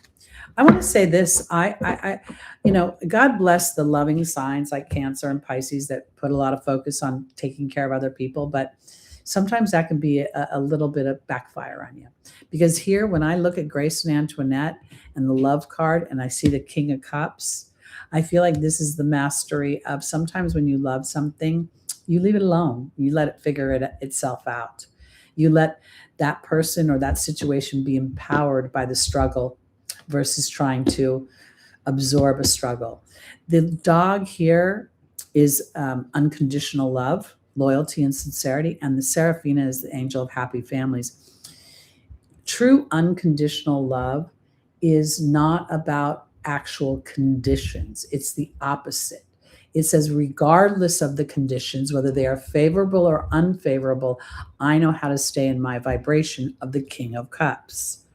So I think that really more than anything in the past, maybe you've always chosen to be the healer for others. You've always jumped to, gotten your little medic bag and gone and got your earwax all removed so you could be a good listener. But no, it's not your job to heal other people. It's your job to allow the situation to empower the person, even if it's struggling.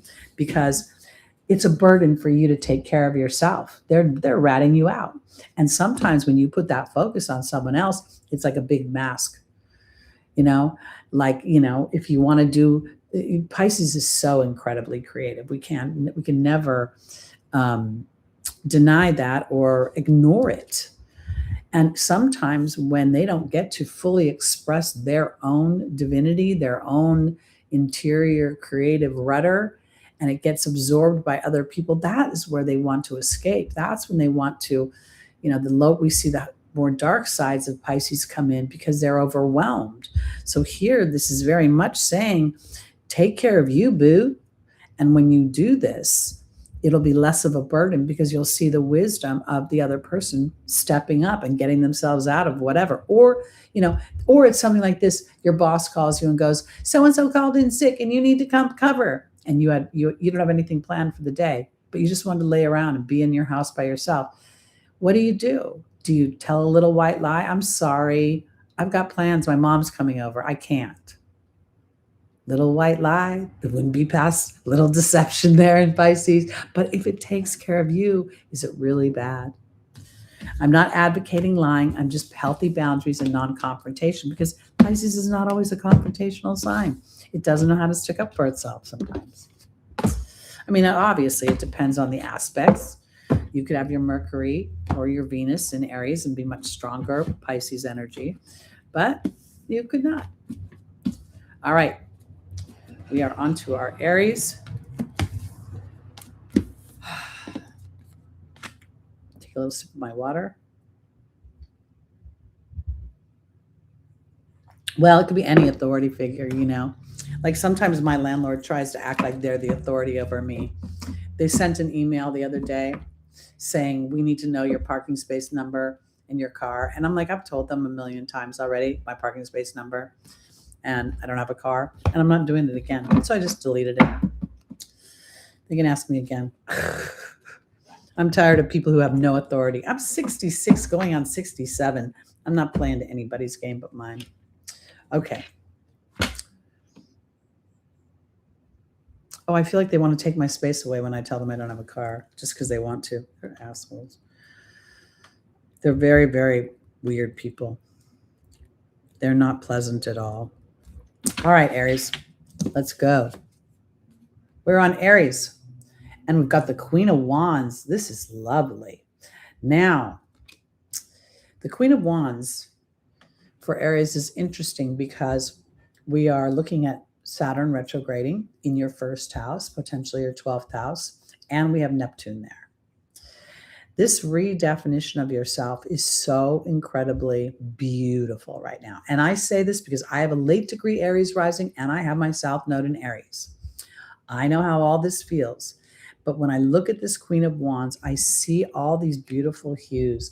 We see the cat, the dark panther-like cat, but yet it has this colorfulness, this creativity it's not a normal pattern for a cat. In fact, it has stars on it. It's black with blue stars. And then we see this calm lion.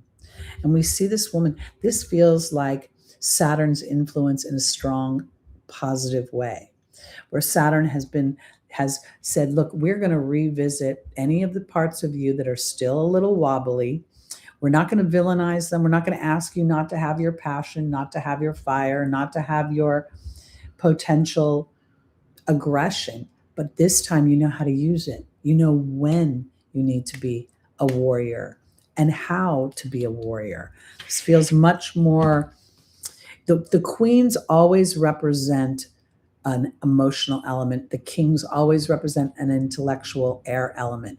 Then we combined the suit. Here is the queen of passion, the queen of fire. She knows emotionally how to use her fire to inspire rather than to burn.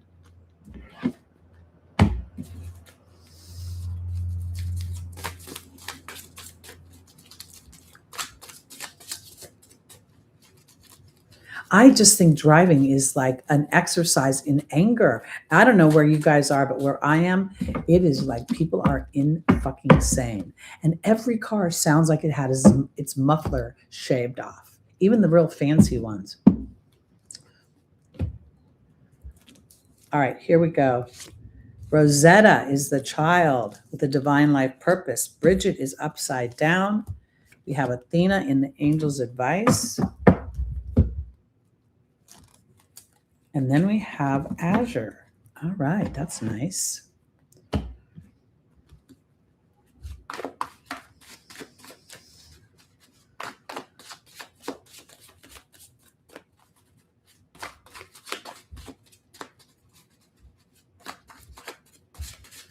We're on Aries. Did I say that? Aries. Sorry.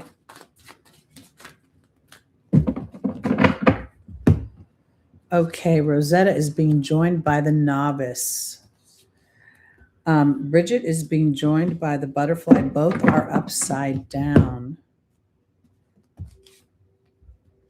Athena is being joined by the focus card, which is upside down. And then finally, the Earth Fairy is joining Azure.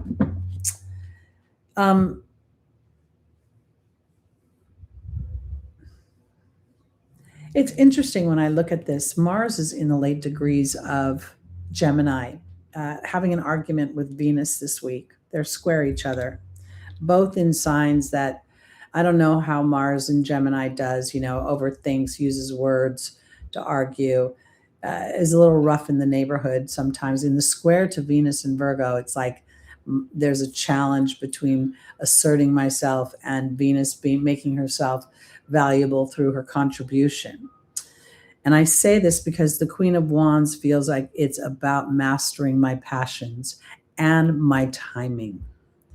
With Rosetta and the novice, is there something you're a newbie? There's a new part of you that's being birthed there, and we know that's happening because of Neptune, initial erosion of the imbalanced Aries energy to infuse the spiritual creative dynamic that supersedes the dark side of Aries.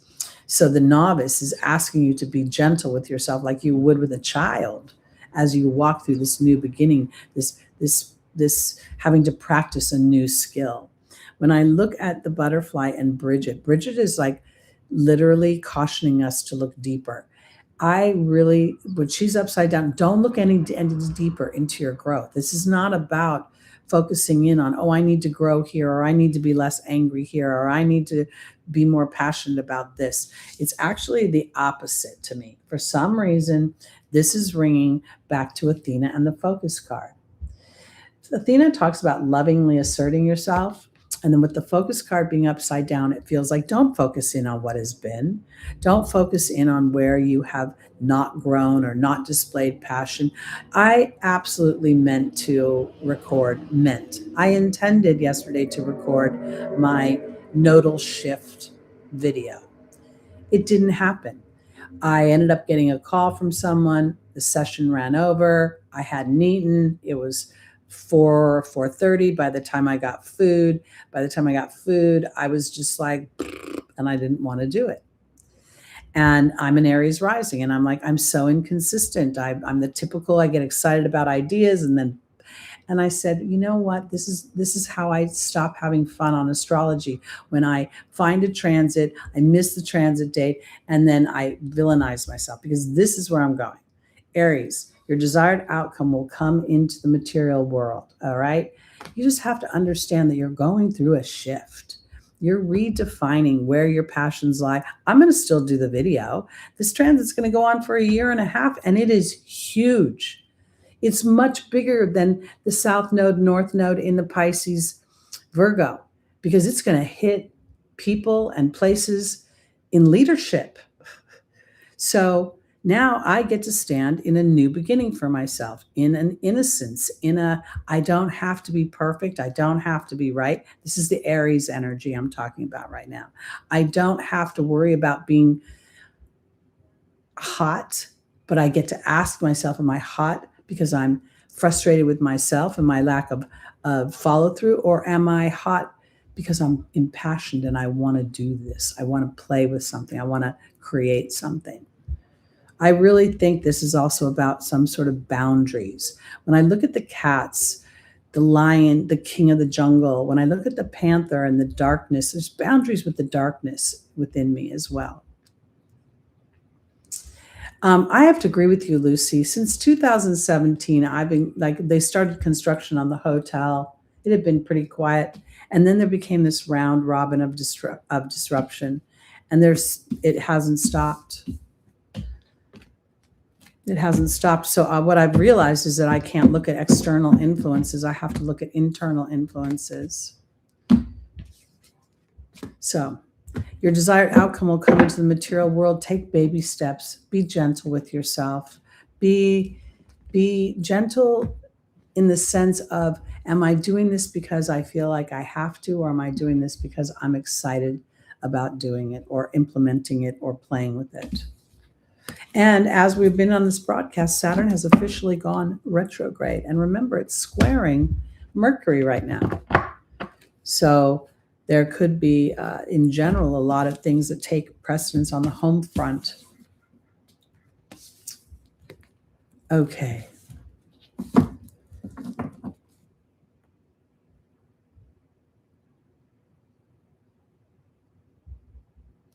You know, I got to tell you, people who are truly narcissists and who are truly challenged with by their light, okay, I'm going to put it that way, they can live forever. I literally think they're too scared to die. I really do. Because they know when they there's something intuitively underneath that narcissist that knows that they've been manipulative, they've been out of balance, they've been gaslighting and scapegoating people. And when it's in your family, the karma there, we are talking, let me just go back and be very clear about this transit. Saturn is the Lord of karma, okay? The nodes are they are, they're not the Lord, but they represent karma. They represent the bad habits that our soul has in that south node, what we're stretching for to experience. So yeah, exactly, Susie. Exactly. I totally agree with that. My mother, who's been like ill from the time she conceived me, has one serious issue after another, which is basically just laziness. And she lives on all these. I mean, when I was a kid, she was on prescription drugs. I can't imagine she's not on them now. She's 20 years older than me. So she's about to be 87.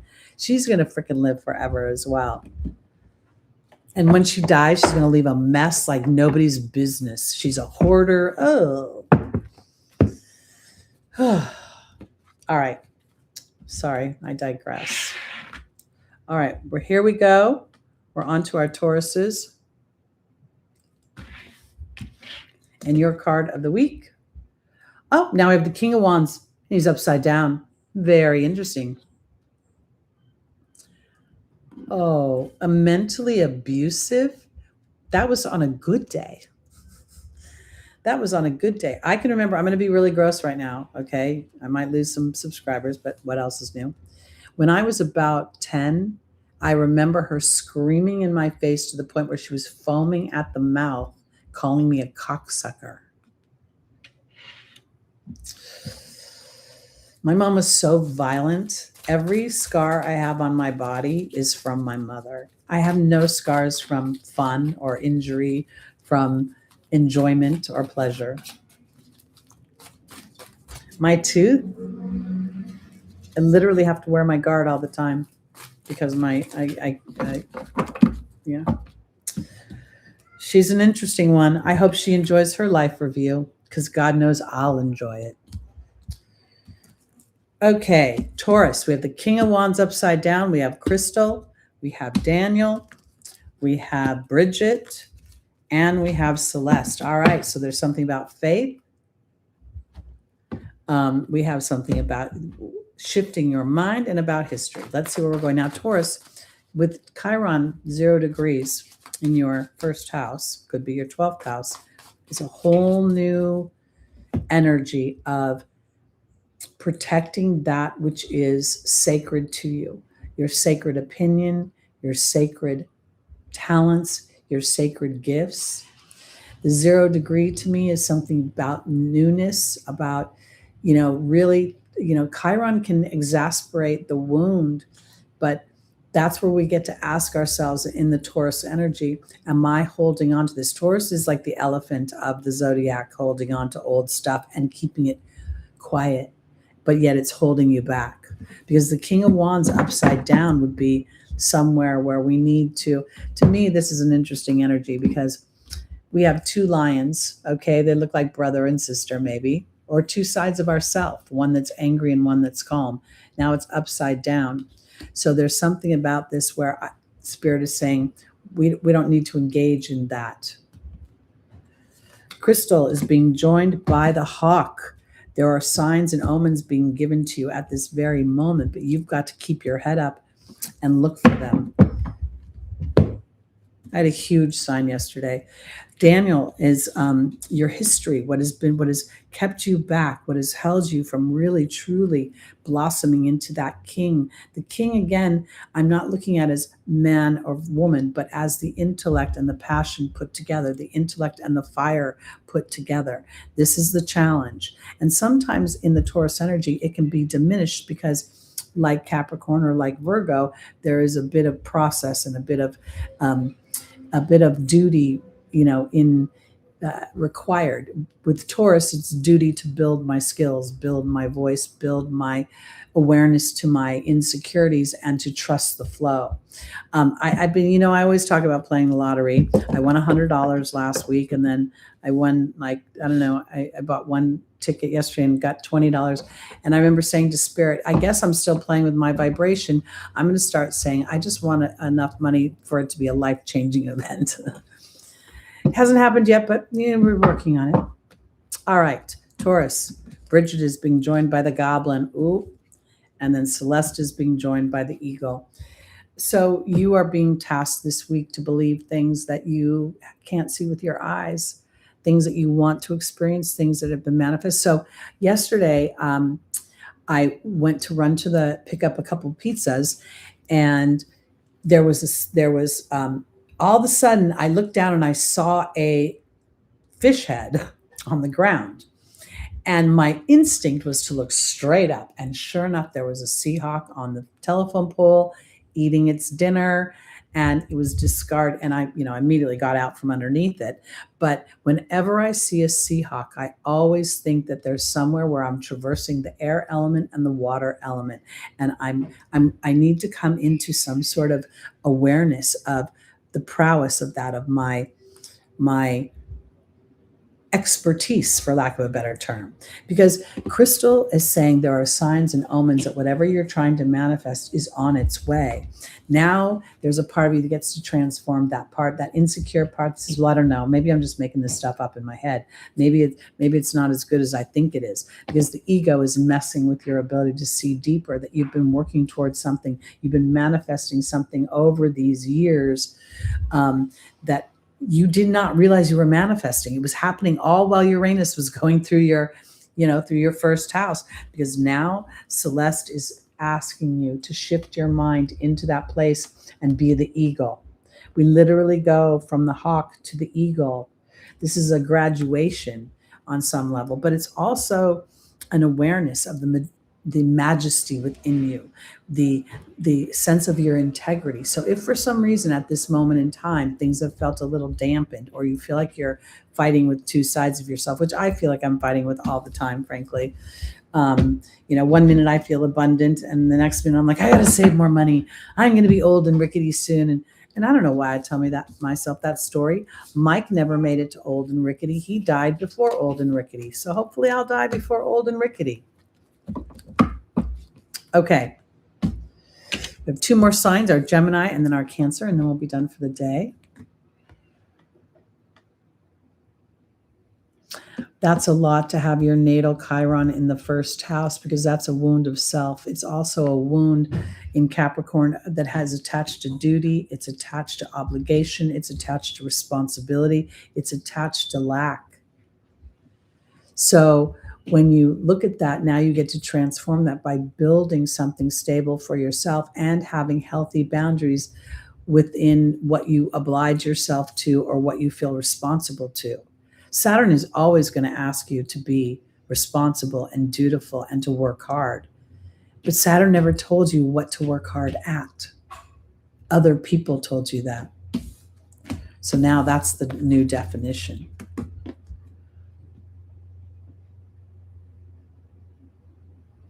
I do think that there is very dark energies that are preying on susceptible people. And I might even be so crazy as to say that there are certain things that have been put into the physical body that have almost opened a door for that darkness to come in. I don't know, but if you don't, be careful of what's supposed to make you feel better, what's supposed to protect you. Okay. I hope you all got what I was doing there, because I didn't get near that shit. And that's partially why I feel so strong, because I ain't listening to nobody tell me nothing. Not unless it resonates with what sits in here. Okay, let's go on to our Geminis.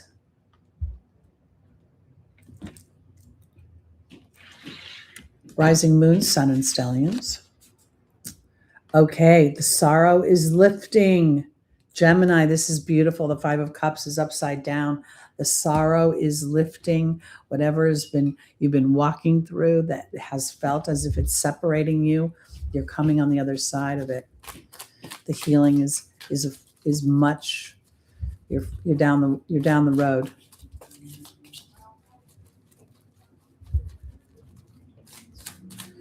Yeah, but Susie, the lifetime of experiences can help you, which then helps others, and the financial resources will follow.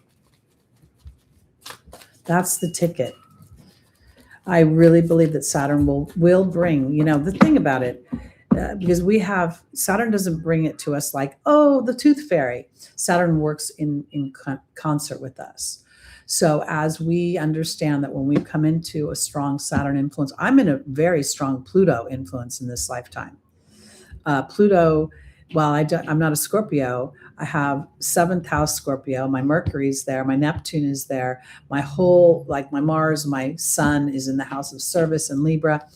And so when I see my Venus and Virgo conjunct by 5 degrees in the 5th house of Virgo, I know that my talent is to help other people find their power. Okay. And so Saturn will provide for me to the extent that I believe that Saturn will reward me. Will not reward me more than I believe without my co-creation. So when you start to shift this around in your verbiage, financial resources come to me as a result of a lifetime of experiences of being able to help others, then you're opening the door for you to receive that random lottery ticket that fell on the ground. When I first started playing with the lottery, literally I found an unscratched ticket that I won like $50 on. Then I found $20 that was left in the machine. Somebody just walked away without hitting a ticket. I mean, little weird random, and I take those as signs from the universe that my vibration is moving. Then when I start to recognize that, I shoot back into the and then I have to come back this way. Like, it's always a little bit of a back and forth. Okay, Gemini. Our first angel is Isaiah, New Beginnings. Following your heart, Rochelle. Archangel Gabriel, your mind. And Caressa, a new beginning after loss, or what feels like loss, because that 5 of Cups is upside down.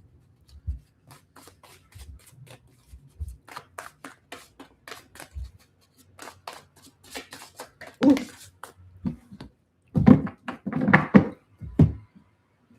Isaiah is being joined by the spider. That's fun. Rochelle's being joined by the frog. Archangel Gabriel's being joined by the hawk. And Caressa's being joined by the love card. Okay, I'm going to literally say this for Gemini. If you have been focusing in on what you've lost in your love life or what hasn't happened in your love life, it's time to turn that around. Isaiah says there's new beginnings, and the spider for me is a relationship card.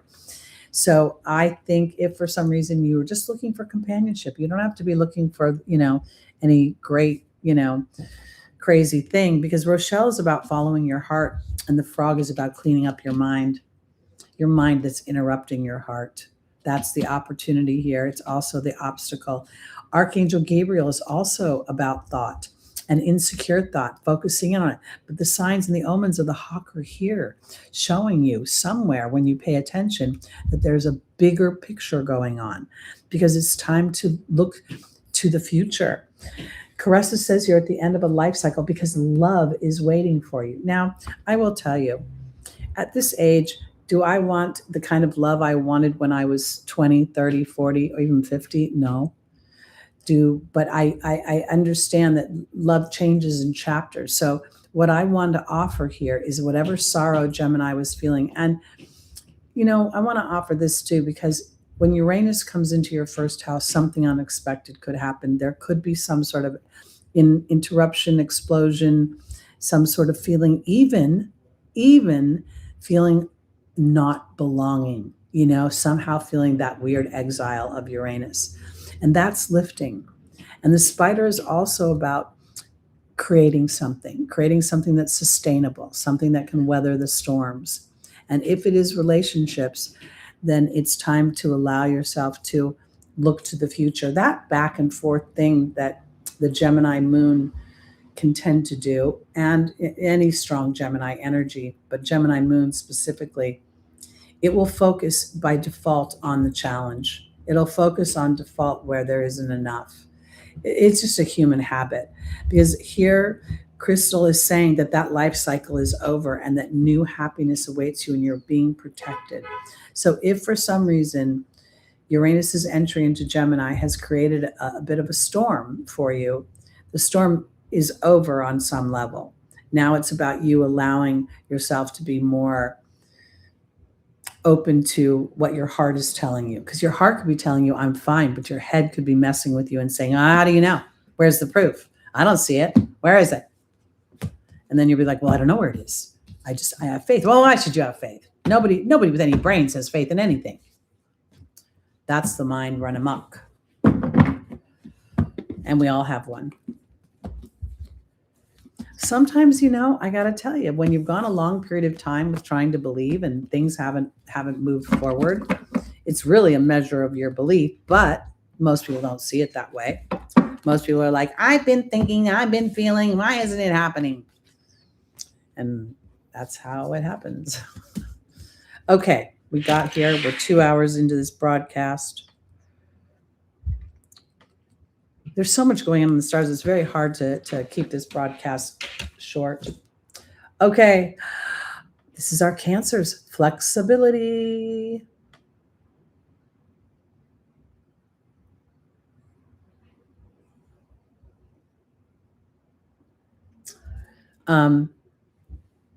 Let's see where we're going with that.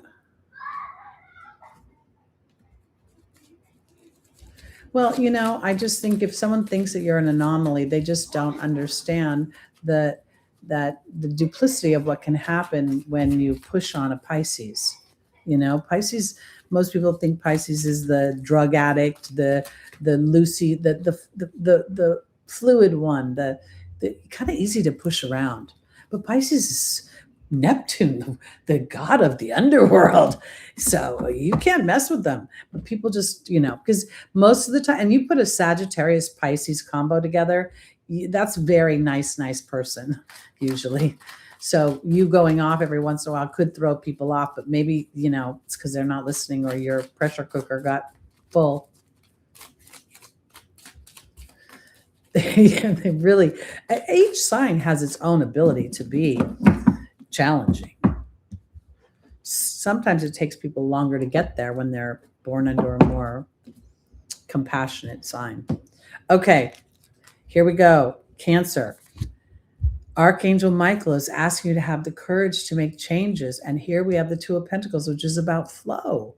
It's about flexibility. It's about agility. It's about not being rigid. Now, the interesting thing, because we know that Cancer is a cardinal sign, but Cancer at the same time, to me, of all the cardinals, even of Capricorn, can be a stickler.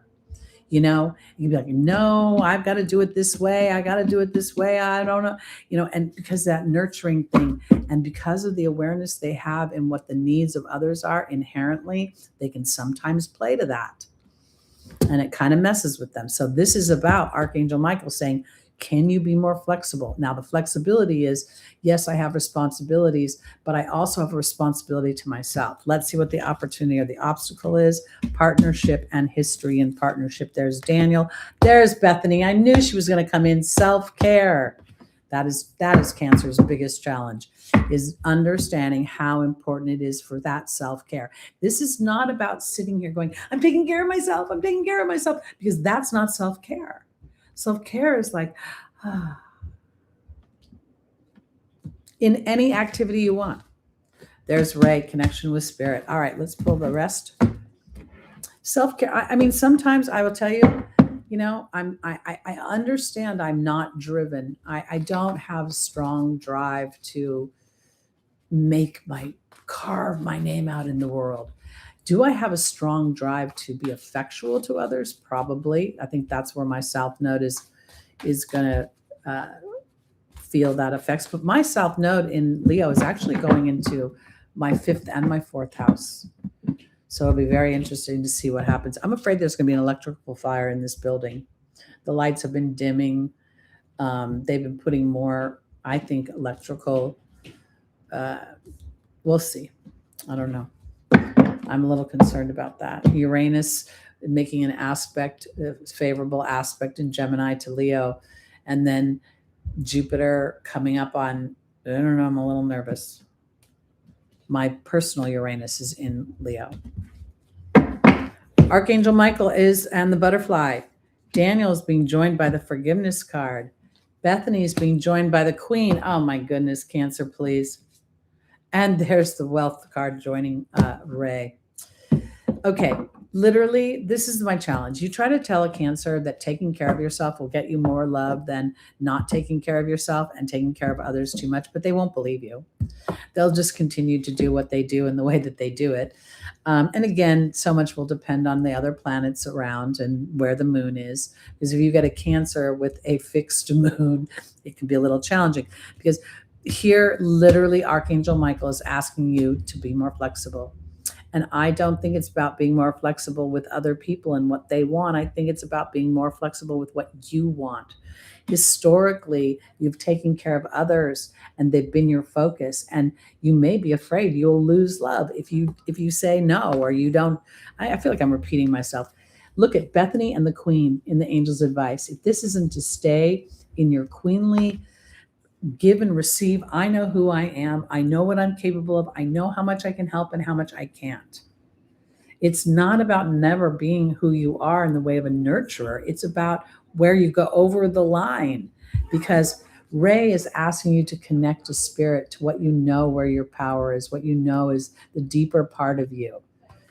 The deeper part of us knows that when we love somebody and they experience a challenge, that challenge isn't always ours to pick up and make better. I know, but it feels like that's part. The readings have been similar today because I think it has to do with that redefining of the self and how Saturn and Neptune are transiting and talking to the other planets about how do I be me? Because notoriously, the Aries energy has been framed as selfish, assertive, angry, warrior, and basically the big bird flyer of the Zodiac.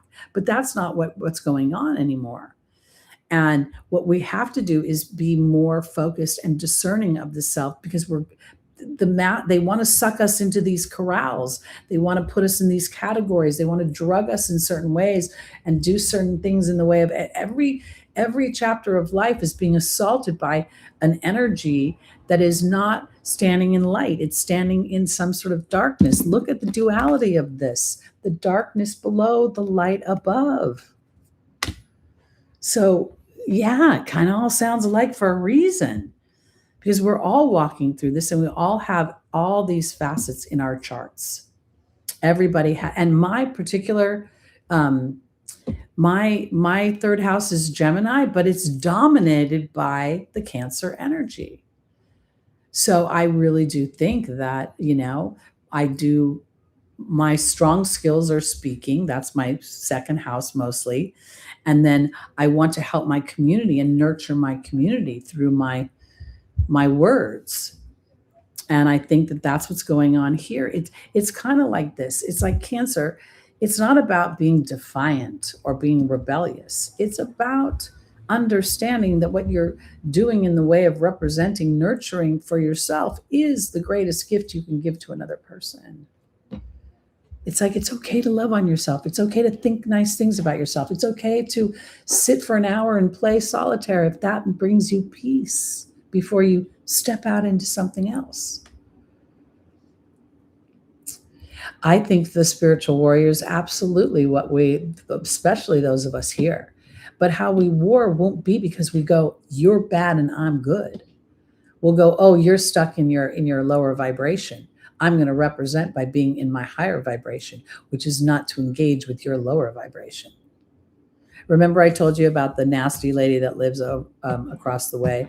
She likes to drive by me and smile and start laughing. I really think she doesn't know what to do if she doesn't have someone to fight against. And I think the best way to be a warrior, because she used to get me. I used to be like, oh, fuck off. Or I'd look at her and make a face. Now I won't even acknowledge her. And that's where I think my warrior has become a wise one. This doesn't take the problem away. It just gives us more power within it. That neighbor lady, she's just, I feel so sorry for her, honestly. She's got so much money and no love whatsoever. Lulu has been Lou, where are you? You coming? Come here, everybody wants to say hi or bye to you. Hold on, let me have her come say goodbye. Come here. Next time you see me, I'll be bald. My mom's having the groomer come and she's going to shave me a little bit and she's going to cut my nails. Have you been licking under here? Are you a little dry? So here she is. We love our Lulu. She's very cute. Lucky was more of the magician. It's very interesting. He helped give me my job and now she gives me, she's so adorable. I have to tell you, the other night she woke up. I don't know what I did in my sleep, if I made a noise or something, but I woke up and she was licking my chin. She'd come up and she was, making sure I was okay. She's a total EMT, this dog. She's definitely, if she was a human, she would drive an ambulance. And it's been so hot and muggy. The last 2 nights she's come out into the living room. She's got a little bed over here. And at night it's much cooler in the living room. So I didn't want to keep her in the bedroom with me because, I'm the one who has to sleep on the bed, not her. And then about 4:00 in the morning, I'm like, I miss her. So instead of calling her, I pretended to sneeze. And sure enough, she woke up, heard her little paws come in. She jumped up on the bed. She jumped up to see if I was okay. And then she laid down and slept with me. And it was so cute. She's totally on patrol. I swear to you. She's very funny that way. She could be in a dead sleep in the other room, wherever. If I sneeze every day. I don't know why. I never noticed my sneezes until I got this dog. But it is so funny. So yeah, I love her. In fact, sometimes when I feel the sneeze coming, I'll go sit down because I know she's going to come running and jump up in my lap. So it's fun. Well, thanks everybody for being here and spending your lovely Sunday with me. I'll be back next week. Hopefully we'll see small wildflowers. Again, she did check in. She sent me a little bubble of love, but I have no idea what's going on with her. And if you want to send her anything, literally anything material like a card, a letter, a check, a gift of some kind, let her know you love her. Reach out to me and I'll give you her address. I'm not sure she still has her P.O. box, or I'm not sure what she's, again, if she's going to the P.O. box or whatever.